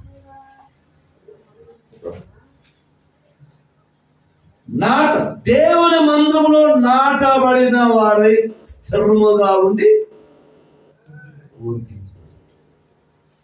దేవుడు సన్నిధితో మందిరంతో మనకి ఎవరు విడదీయలేని ఒక అవినాభావ సంబంధం పెనవేసుకున్న ఒక అనుబంధం కావాలని కోరుకుంటున్నాడు దేవుడు. హల్లెలూయా, హల్లెలూయా. మన వర్ధిల్లకపోవడానికి ఇది ఒక కారణమని గమనించాలి. ఆ టైం అది. ఇంకా ఏ విషయంలో అంటే ఆత్మల సంపాదనలో ఎందులో వర్ధిల్లాలంట?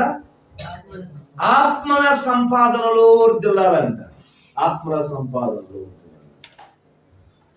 మనము ఆస్తులు, డబ్బులు, పేరు సంపాదించుకునే విషయాల్లో ఉన్నంత తీవ్రత ఆత్మల సంపాదనలో లేదు, ఉండడం లేదు. కాబట్టి క్రైస్తవ సంఘాలు అలాగే ఉండిపోయింది. అన్యులేమో నశించిపోయే వాళ్ళని ఎక్కువైపోయారు, క్రైస్తవులు తక్కువైపోయారు. భారతదేశంలో 2.4% మాత్రమే ఉంది. ఎందుకని తెలుసా? క్రైస్తవులు పండగ టైంలో ఎంజాయ్ చేయడానికి ఇష్టపడుతున్నారు. కేకులు తెచ్చుకొని కోసుకొని, బిర్యానీ వండుకొని తినటం, అంటే చక్కని బట్టలు, రకరకాలైన బట్టలు వేసుకొని, వయసు తగ్గ బట్టలు అయిపోతుంది. వీళ్ళందరూ మంచోళ్ళే. వీళ్ళ కౌంటర్లు వేస్తున్నాడు, ఈయన మా కోసం చెబుతున్నాడు, ఏంటి ఈయన ఎప్పుడు ఎట్టా చెబుతాడు అని అనుకో. దేవుడు మాట్లాడుతున్నప్పుడు అంగీకరించు. నేను సిద్ధపడి ప్రిపేర్ వచ్చింది కాదు. నువ్వు వచ్చినప్పుడు నేనేం చేస్తాను? మీరు వచ్చినప్పుడు నేనేం చేస్తాను? అబ్జర్వ్ చేయాలి. ఎస్, కూర్చున్న తర్వాత నాకు వచ్చిన తర్వాత ఆ రిఫరెన్స్ తెచ్చుకొని ప్రిపేర్ అవుతుంది. జస్ట్ ఇక్కడ కూర్చున్న తర్వాత మామూలుగా బయటకు వెళ్ళకపోతే రోజంతా ఎప్పుడెప్పుడు వచ్చిన ఆలోచన అన్నీ రాసుకుంటా, తర్వాత అన్నీ ఒక స్ట్రక్చర్ తయారు చేసుకుంటా. ఆ టైం లేనప్పుడు ఏం చేస్తానంటే నాకు ఇంకో టైం, ఈవెన్ బస్సులో వస్తున్నా కూడా ఆలోచన చేస్తానే వచ్చాను. నిద్రపోయి మన మీదకి వచ్చిన తర్వాత ఎప్పుడు ఏం ఆలోచన రాసుకుంటాం. ఇక్కడికి వచ్చిన తర్వాత ఇచ్చిన కొన్ని ఆలోచనలు రాసుకుంటాం. దేవుడు మాట్లాడుతున్నాడు. ఆత్మ సంపాదన విషయంలో వెనకబడిపోయి ఉన్నాం. కాబట్టి దేవుడు ఏమంటాడంటే, నువ్వు నా పని చేయి, నేను పని చేస్తాను. మొదట నా నీతిని, నా రాజ్యమును వెతకండి. నా రాజ్యం గురించి ఆలోచించండి. దేవుని రాజ్య నిర్మాణం కొరకు నీవు నేను మన వ్యక్తిగతంగా, కుటుంబ పరంగా ఏం చేస్తున్నాము? ఏ కాడికి ఒక ఫ్లాట్ ఉందా, ఇంకో ఫ్లాట్ కొనాలి. ఒక కారు ఉందా, అమ్మేసేసి పాత కారు, డబ్బు కారు, కొత్త కారు కొనాలి. ఒక షూ ఉందా, కాదు స్పోర్ట్స్ షూ ఒకటి ఉండాలా, ఫార్మల్ షూ ఒకటి ఉండాలా, క్లాసిక్ షూ ఒకటి ఉండాలా, ఇది ఉండాలా, ఆటోస్ ఉండాలా, షూట్ ఉండాలా, బూట్ ఉండాలా, కోట్ ఉండాలా. దేని గురించో డబ్బుల గురించి, ఆస్తుల గురించి, పేరు గురించి, వస్తువుల గురించి, వాహనాల గురించి మనం ఎక్కువ ఆలోచన చేస్తాం. దాని గురించి ఎక్కువ ఆలోచన చేస్తాం. నశించిపోతున్న ఆత్మలు ఒకప్పుడు ఎవరో వచ్చి స్వార్థ చెప్పబట్టే కదా నేను రక్షణ పొందాను, ప్రభు సేఫ్ జోన్ లో ఉన్నాను. నాలాగా ఎంతో మంది నశించిపోతున్నారు. వాళ్ళ పరిస్థితి ఏంటంటే, బాధ్యత తీసుకొని చెప్పకుండా పనిచేసేవాళ్ళు ఎంతమంది ఉన్నా చెప్పండి. బాధ్యతగా ఎవరు బాధ్యత కలిగినాడు తెలుసా? చెప్పకుండా పనిచేసేవాడు బాధ్యత కలిగినాడు. చెప్తే పని చేస్తే వాడు ఉద్యోగస్తులు అవుతాడు, జీతగాడు అవుతాడు. ఓనర్కి జీతగాడు ఉన్నంత తేడా ఇందులో గమనించవచ్చు. చెప్పకుండా చేసేవాడేమో ఓనర్ పొజిషన్ ఉన్నవాడు, బాధ్యత కలిగినటువంటి వాడు. చెప్తే పని చేసేది జీతగాడు. వచ్చింది చేసావా? చేసావు. తర్వాత ఏం చేసావు? ఏం చేయలేదు. ఎందుకలా చెప్పలేదు కదా? మీరు చెప్పింది చేయాలనే అంటే కదా, మీరు చెప్పలేదు కదండి, తగలదండి, నేను చేయలేదండి, నాకెందుకండి, మరి ఏమంటారానండి, నాకెందుకు వచ్చిందండి? మంచిదో చెడుదో అర్థమైంది. చెప్పకుండా చేస్తూ దాన్ని ఏ విధంగా చేయాలో తెలివిగా ముందుకు పోతా ఉంటే ఆ ఓనర్ వాళ్ళు గమనిస్తూ ఉంటారు. ఒక ఇంటర్వ్యూ జరిగిందంట. ఇంటర్వ్యూ బాధ్యత గురించి చెప్తున్నారు. ఇంటర్వ్యూ జరిగింది. ఎవరికైనా షూట్ బూట్ వేసుకుని తక్కువ టిక్ వేసుకుని పైన పెట్టుకొని వచ్చేసారంట. లెఫ్ట్ రైట్ కూర్చున్నారు. మీరు లైన్గా కూర్చున్నారు. ఆవిడ నీళ్ళుంటే తాగారు. కాఫీ ఉంటే తాగారు, టీ ఉన్నాడు టీ తాగాల్సిన టీ తాగారు, మొత్తం తాగారు, కూర్చున్నారు. 1 by 1 పిలుస్తున్నాడు, ఆయన పిలుస్తున్నాడు. మొత్తం సీసీటీవీలో రికార్డ్ అవుతుంది. గేట్లో ఎంటర్ అయిన దగ్గర నుంచి ఆఫీస్కి వచ్చి లోపల కూర్చొని మాట్లాడేంతవరకు మొత్తం సీసీ కెమెరాలు ఉన్నాయి. ఒకటి పిలుస్తాడు, లోపలికి వెళ్తున్నాడు, కాసేపు బయటకు వచ్చేసాడు. లోపలికి వెళ్తున్నాడు, ఒకటి బయటకు వచ్చేసాడు.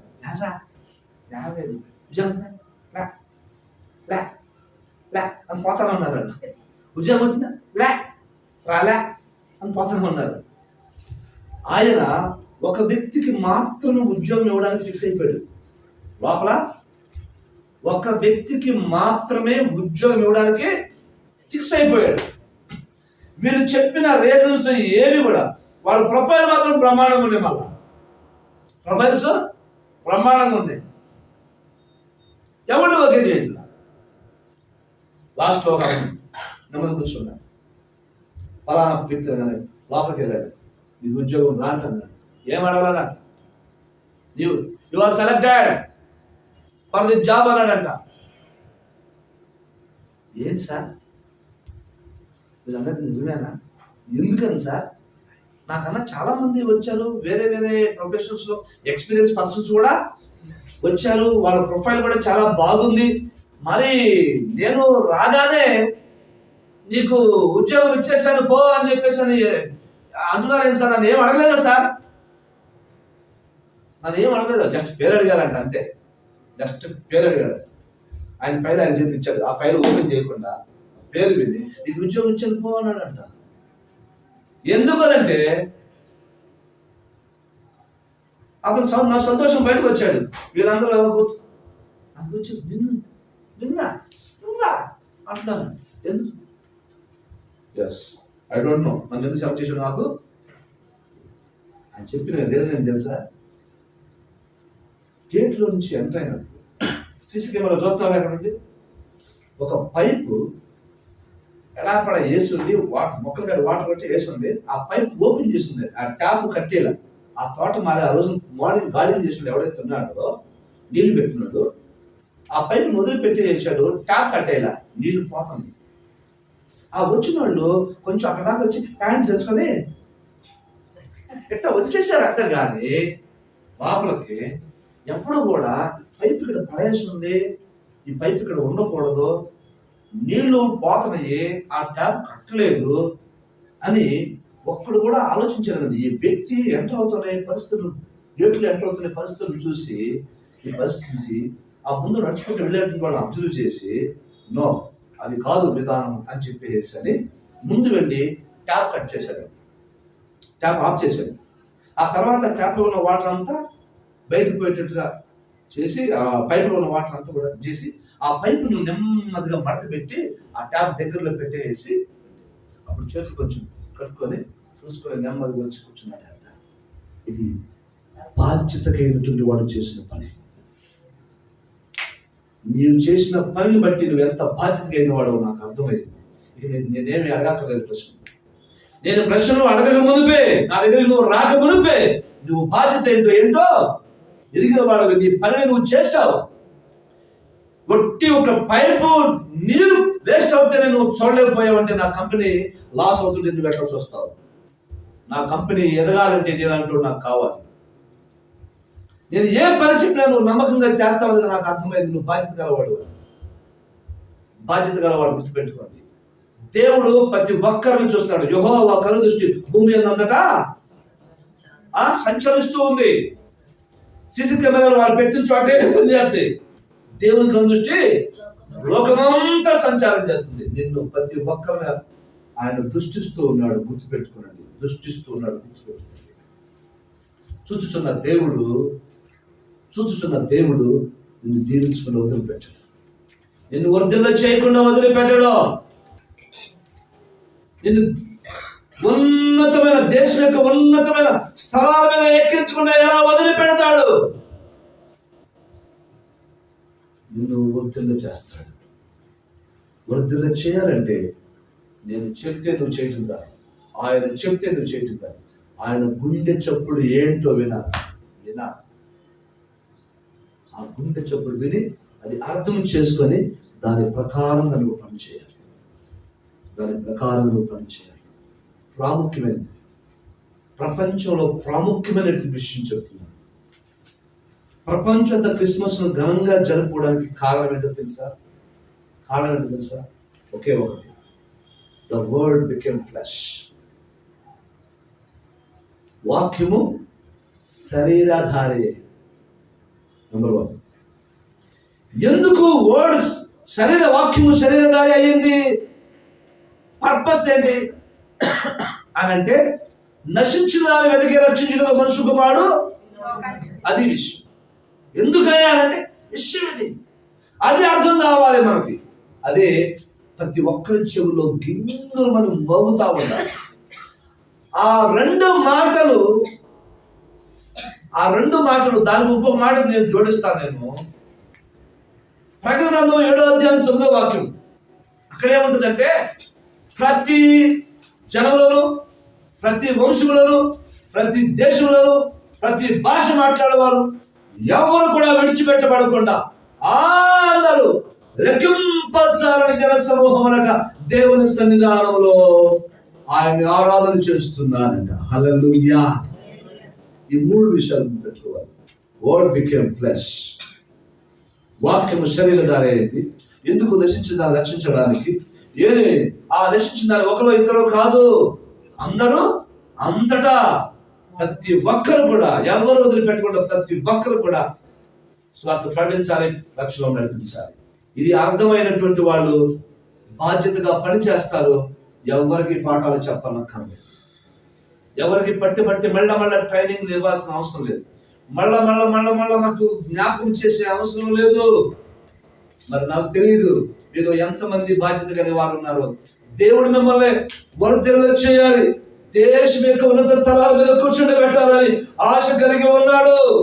మిమ్మల్ని వర్ధిల్ల చేద్దాం అనుకునేటప్పటికీ నీలో వర్ధిల్ల చేయడానికి కావాల్సిన లక్షణాలు ఏమి కనబడతలా, అర్హతలు ఏమి కనబడటం లేదు, బాధ్యతలు నీలో కనబడటం లేదు.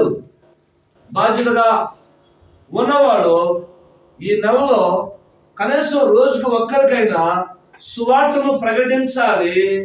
పరిచయమైన వారిని సంఘానికి నడిపించాలనుకున్నాం. సంఘాన్ని నడిపించకపోయినా పర్వాలేదు, సువార్త ఎంతమందికి ప్రకటించామన్నది ప్రాముఖ్యమైన విషయం. నీ నమ్మకత్వము, నీ బాధ్యతాయుతమైన జీవితము ఇక్కడ అర్థమైపోతుంది. నాకు బాధ్యతగా కనబడటం, నాకు నమ్మకస్తుగా కనబడటం కాదు, మనం నేను చెప్పుకోవడం కాదు. ఆ హెచ్చించేవాడు, గణపరిచేవాడు, వర్ధన చేసే ఆ దేవునికి, ఆ యజమానునికి నేను నమ్మకస్తులుగా, బాధ్యత గలవారుగా కనబడాలి. అది లేకుండా మనం వర్ధిల్లాలంటే అవదు. ఫైల్ పట్టుకొని తిరుగుతా ఉండాలి. ఉద్యోగం ఉందా సార్? ఉద్యోగం ఉందా మేడం? ఉద్యోగం ఉందా మేడం? ఉద్యోగం ఉందా? నాకు ఎవరో ఉద్యోగం పెట్టాల. చాలా ఫైనాన్షియల్ ప్రాబ్లమ్స్,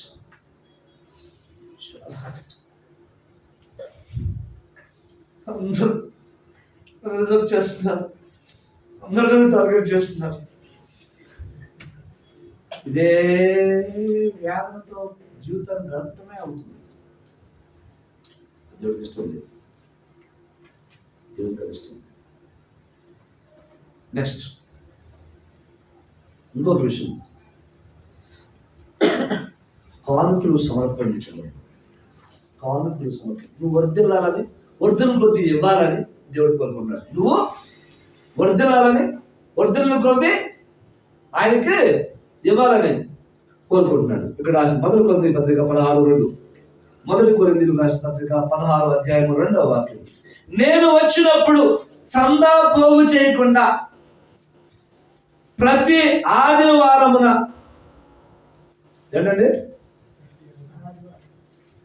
నేను వచ్చినప్పుడు ఆయన వచ్చారా అని అప్పటికప్పుడు సందాలు పోయేయటం కాదు. ప్రతి ఆదివారమున మీలో ప్రతి వాడును తాను వర్ధిల్లిన కొలది తన యొక్క కొంత సొమ్ము నిల్వ చేయవలెను. ఏం చేయాలంట?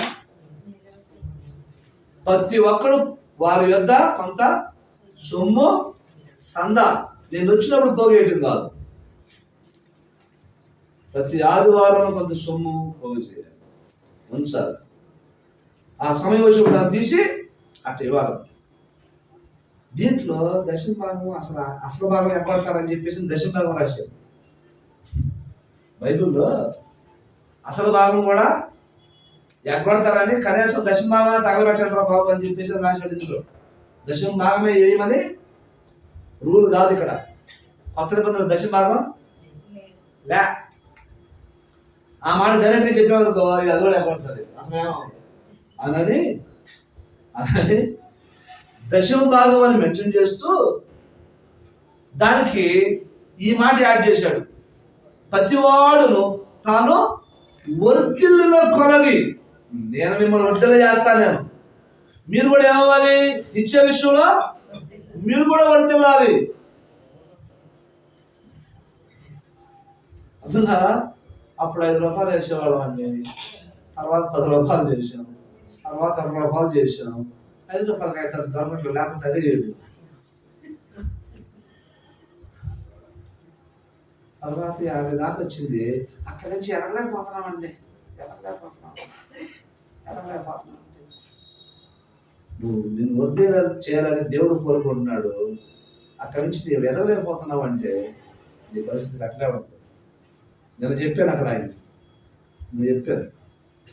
దేవుడు దీవించే విధానం విచిత్రం, ఆశ్చర్యం.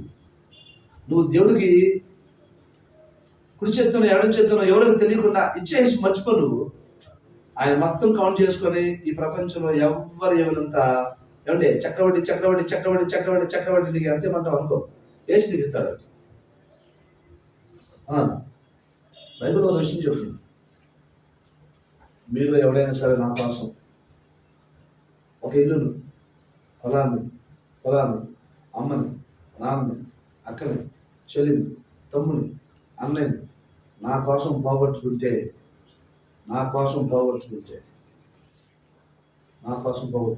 నేను తిరిగి ఎంత ఇస్తానండి? 3 రెట్లు అన్నాడు. అంటే 1 రూపాయి మనం ఇస్తే ఆయన ఎంత ఇస్తాడు? రెట్లు 99 కలిపి 100 ఇస్తాడు. ఏ మున్సిపల్ ఫండ్ ఇస్తాడండి? అదే ఈ ఏమంటారు దాన్ని, ఆ బిజినెస్ని మా వ్యాపారం తెచ్చిపోయాడు. స్టాక్ మార్కెట్లు, ట్రేడింగ్ ఎవడిస్తాడండి? నాకు అర్థం కాదు. ఏ బ్యాంక్ కూడా ఇస్తాడండి? నువ్వు 1 రూపాయి, నేను నీకు 100 రూపాయలు ఇస్తాను. నాకు కాదు, ఎవరికే? పాటగారు కనుక్కున్నారు. పాటగారు కాదు, ఎవరికి? దేవుడికి. మన డబ్బా చూస్తాం కదా, ఆ డబ్బాని తీసుకెళ్ళి అట్ల మీద పెట్టపాకండి, ఎదురుగా పెట్టండి. మన యశోవాడు ఎదురుగా పెట్టు. ఇంట్లోకి వెళ్తుందా డబ్బా కనపడాలి, పెట్టి తేవడం అడివేనా?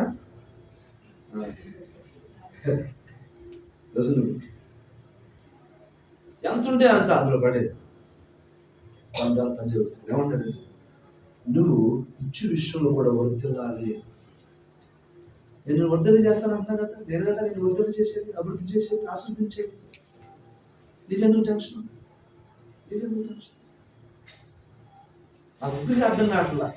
ఈ పక్కన వెళ్ళి ఎట్లా తీసుకున్నావు అని, ఆ డబ్బులు ఎక్కడి నుంచి వచ్చింది నాకు అర్థం కాదు. దానికి 18 లక్షలు ఉన్న పాటు నా 4 రోజుల్లో వచ్చేసింది. వడ్డీ లేదు, నోటు లేదు, సాక్షులు లేదు. ఆ పక్కదే 15 చెప్పాడు కదా, 12, 13 బేరబాటు తీసుకుందామంటే భయం. దేవుడు ఇస్తే టెన్షన్ ఉండదు, మనం ప్రయత్నం చేస్తే. ఊళ్ళో పాస్టర్ అంటున్నాడు, నేను 1 రూపాయి ఖర్చు పెట్టి 250 గజాలు ఈ మందిరం దేవుడు నాకు ఇచ్చాడు, దేవుడు స్తోత్రం అంటున్నాడు ఆయన. నేను సాక్షి చెప్తా, నేను 1 రూపాయి ఖర్చు పెట్టకుండా నమ్మకంగా దేవుడికి వాసి ఇచ్చాను, చేయవలసిన పని చేస్తూ వచ్చాను. నేను దేవుడికి ఇచ్చింది కానీ దేవుడి పని చేసింది కానీ ఎప్పుడు లెక్కేసుకోలేదు, నేను ఎప్పుడు బాధపడలేదు. కానీ దేవుడు నాకు రెంట్ని ఎంత ఇచ్చాడంటే ఒక టోకెన్ గా ఇచ్చాడు, ఒక అడ్వాన్స్ గా ఇచ్చాడు అంతే. 250 గజాలు, అందులో మందులు.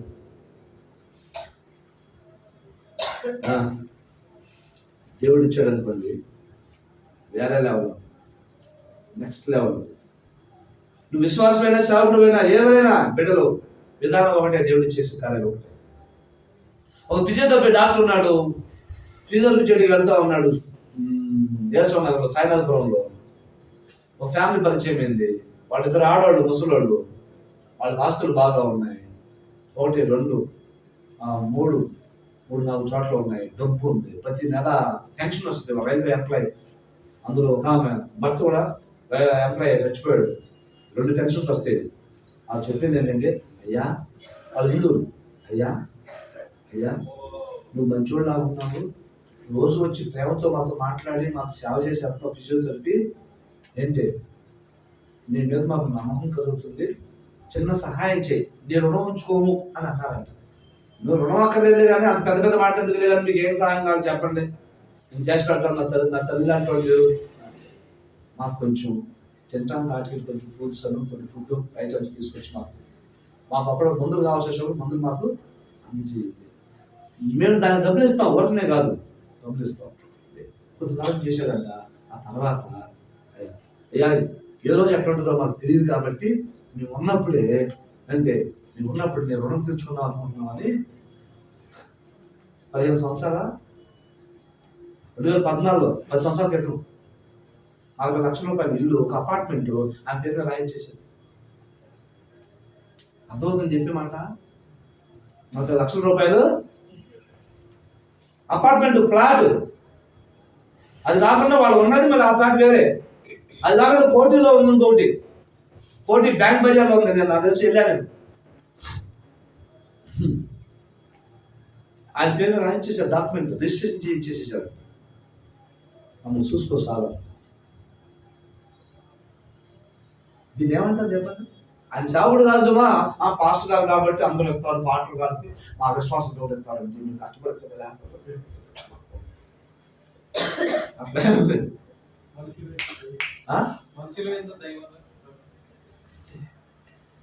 దేవుదయ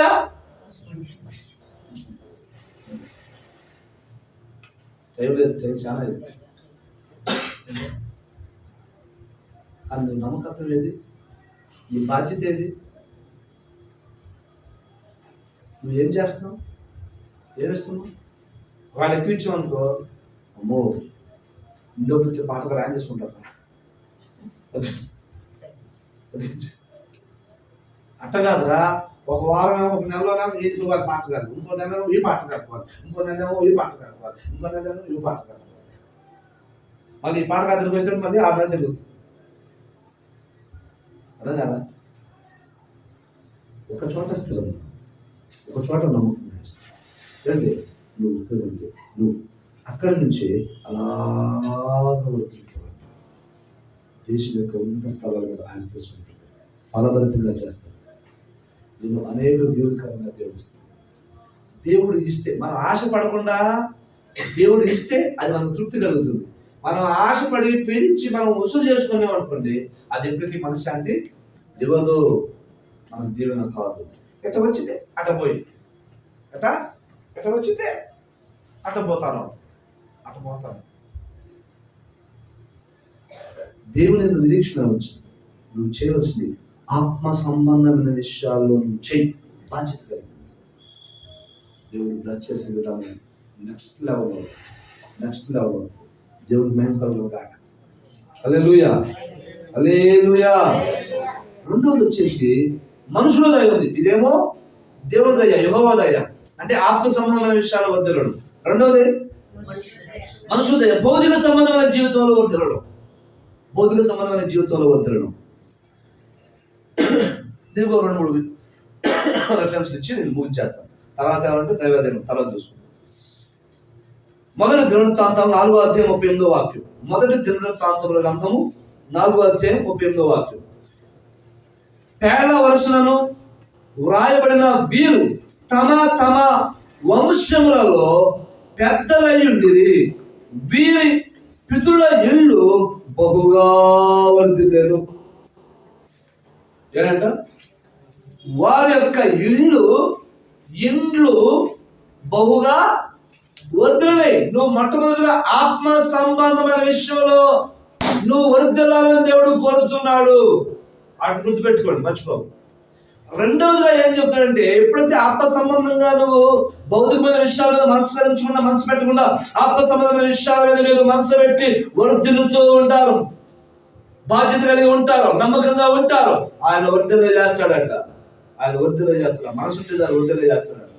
రెండవ స్టెప్ ఏంటంటే, రెండవది మనుషుల దయ. భౌతిక సంబంధమైన జీవితంలో వర్ధిల్లడం అని అంటే మొట్టమొదటిగా ఇండ్లు వర్ధిల్లుతాయట. వాళ్ళ ఇండ్లు బహుగా వర్ధిల్లను. ఇప్పటి వరకు మనవాడికి నాకు చెప్పాను కదా ఉదాహరణ, అది దీనికి ఆపాదించుకోవచ్చు. అప్పటికి పెళ్లి కాల కుర్రాడికి మదనపల్లి నుంచి వచ్చాడు. మదనపల్లి నుంచి ఇంటి వాళ్ళ చేత వెలివేయబడ్డాడు, అసహించబడ్డాడు. వీడంటే ఎవరికి గౌరవం లేదు, మర్యాద లేదు, ప్రేమ లేదు, అభిమానం లేదు వాళ్ళ ఇళ్ళలో. వచ్చాడు, కష్టపడ్డాడు,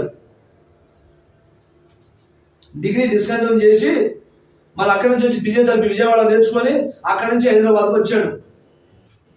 రూమ్ లో రెంట్గా ఉన్నాడు. ప్రార్థన నమ్మకంగా పోతాడు, ఎక్కువ ప్రార్థన చేస్తూ ఉంటాడు, కనపడ్డాడు సువార్త చెప్తానే ఉంటాడు. నేను చిత్తూరు జిల్లాలో సేవ చేసినప్పుడు ఇతను మనోడు ఫైనాన్స్ తిప్పేవాడు. చిత్తూరు జిల్లాలో ఫైనాన్స్ తిప్పేవాడు మనోడు. పొద్దున వల్ల రాత్రి రోజులు చేసుకోవాలి. అట్లా లేదు అంటే కనుక వారానికి ఒకసారి, నెలకు ఒకసారి ఇచ్చి రోజు వసూలు చేసుకోవాలి.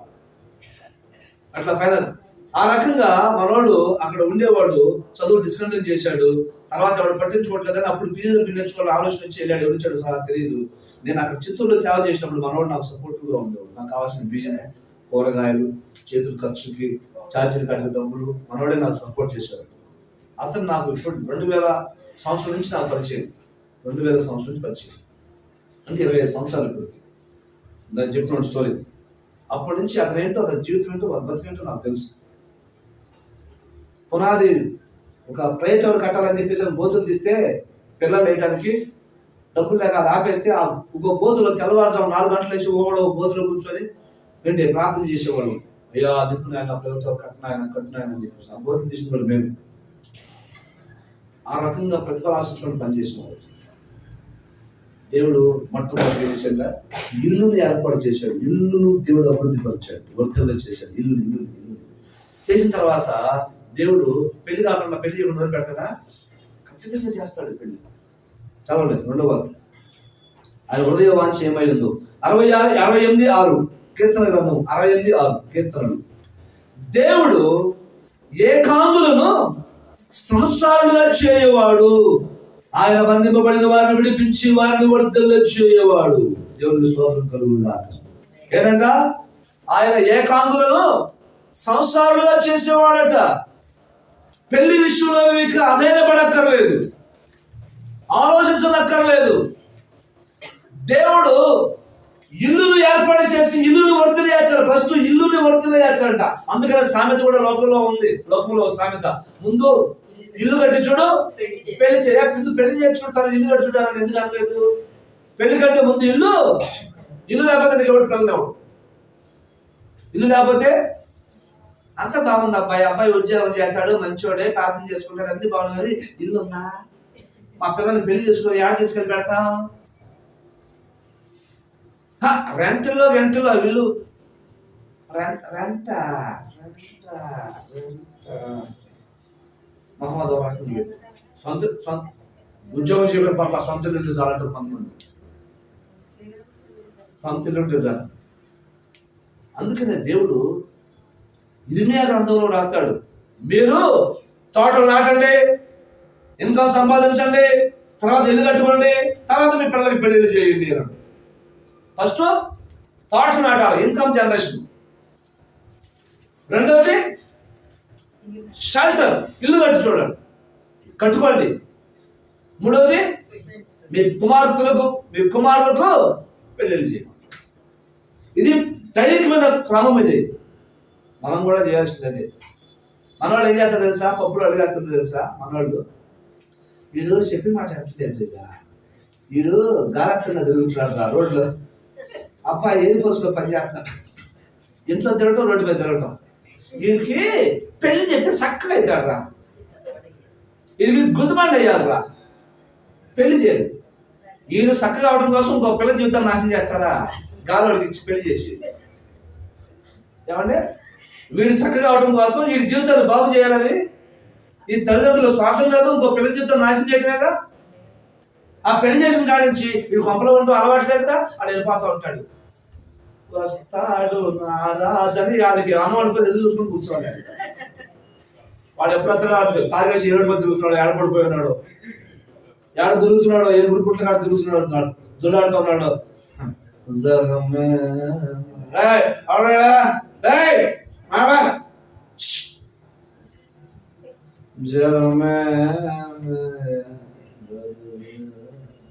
ఒకరు చెప్పుతారు.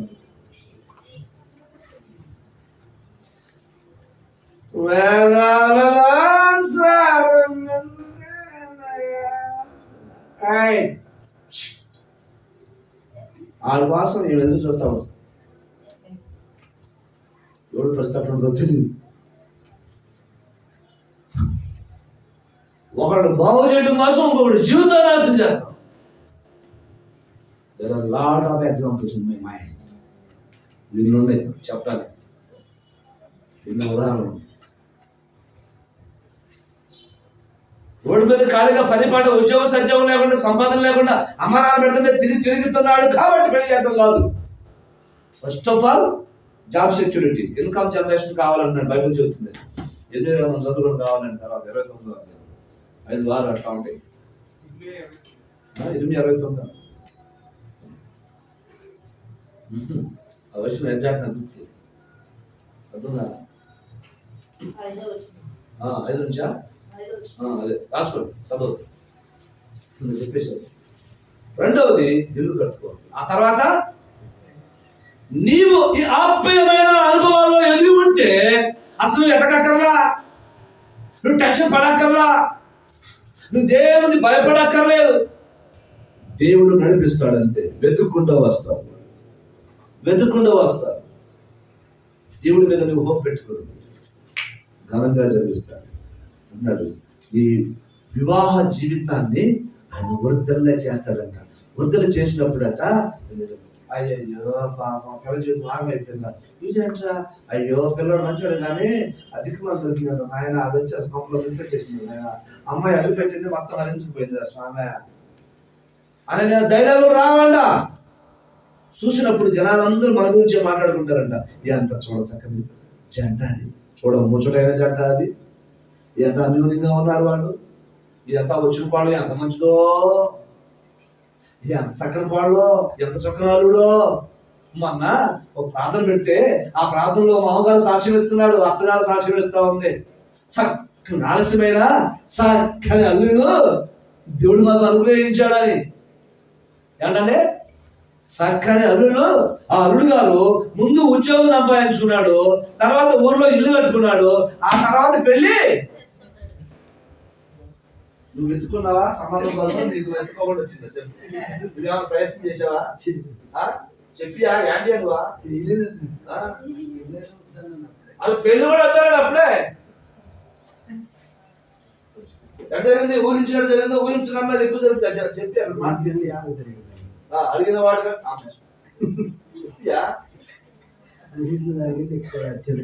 దేవుడు చేశాడు. చప్పలు పడుతుండే నిలబడి చెప్పే మాట ప్రభుత్వ మాట అనుభవాలండి. నేనేదో కథలు చెప్పను, జీవిత అనుభవాలే. అందుబాటులో ఉంటే సాక్ష్యాలు చెప్పితే, లేకపోతే నా నోటి మాటగా ముగించేస్తాను. అడిగిన వాటి కంటేను, ఊహించిన వాటి కంటేను అత్యధికమైన చేయగల సమర్థమైన దేవుని నువ్వు ఆరాధన చేస్తున్నావు. దిక్కుమాలవాడు కాదు నీ దేవుడు, ఆరామకుడు కాదు నీ దేవుడు, చేతనాల వాడు కాదు దేవుడు. ఓ మంచి పిల్లలకి వచ్చి నీ పిల్లలకి పెళ్లించేంత చేతనాల వాడే కాదు దేవుడు. ఆరాటపడవద్దు, ఆయన మీద ఆధారపడు, నెమ్మదిగా ఉండు. నువ్వు దేని విషయంలో వర్ధిల్లాలో దాని మీద మనసు పెట్టి వర్ధిల్లుతూ ఉండు. దేవుడు కార్యం చేస్తాడు. నువ్వు ఊహించిన దానికన్నా గొప్ప కార్యం చేస్తాడు. హల్లెలూయా. దేవునికి మహిమ కలుగును గాక. హల్లెలూయా. ఒక్క వాక్యం చదివి ముగించేసుకుందాం. ఇంకా చదివారు అదే, ఇంకా చదివించాను చూడండి. యోబు గ్రంథం 8వ అధ్యాయం 6వ వాక్యం.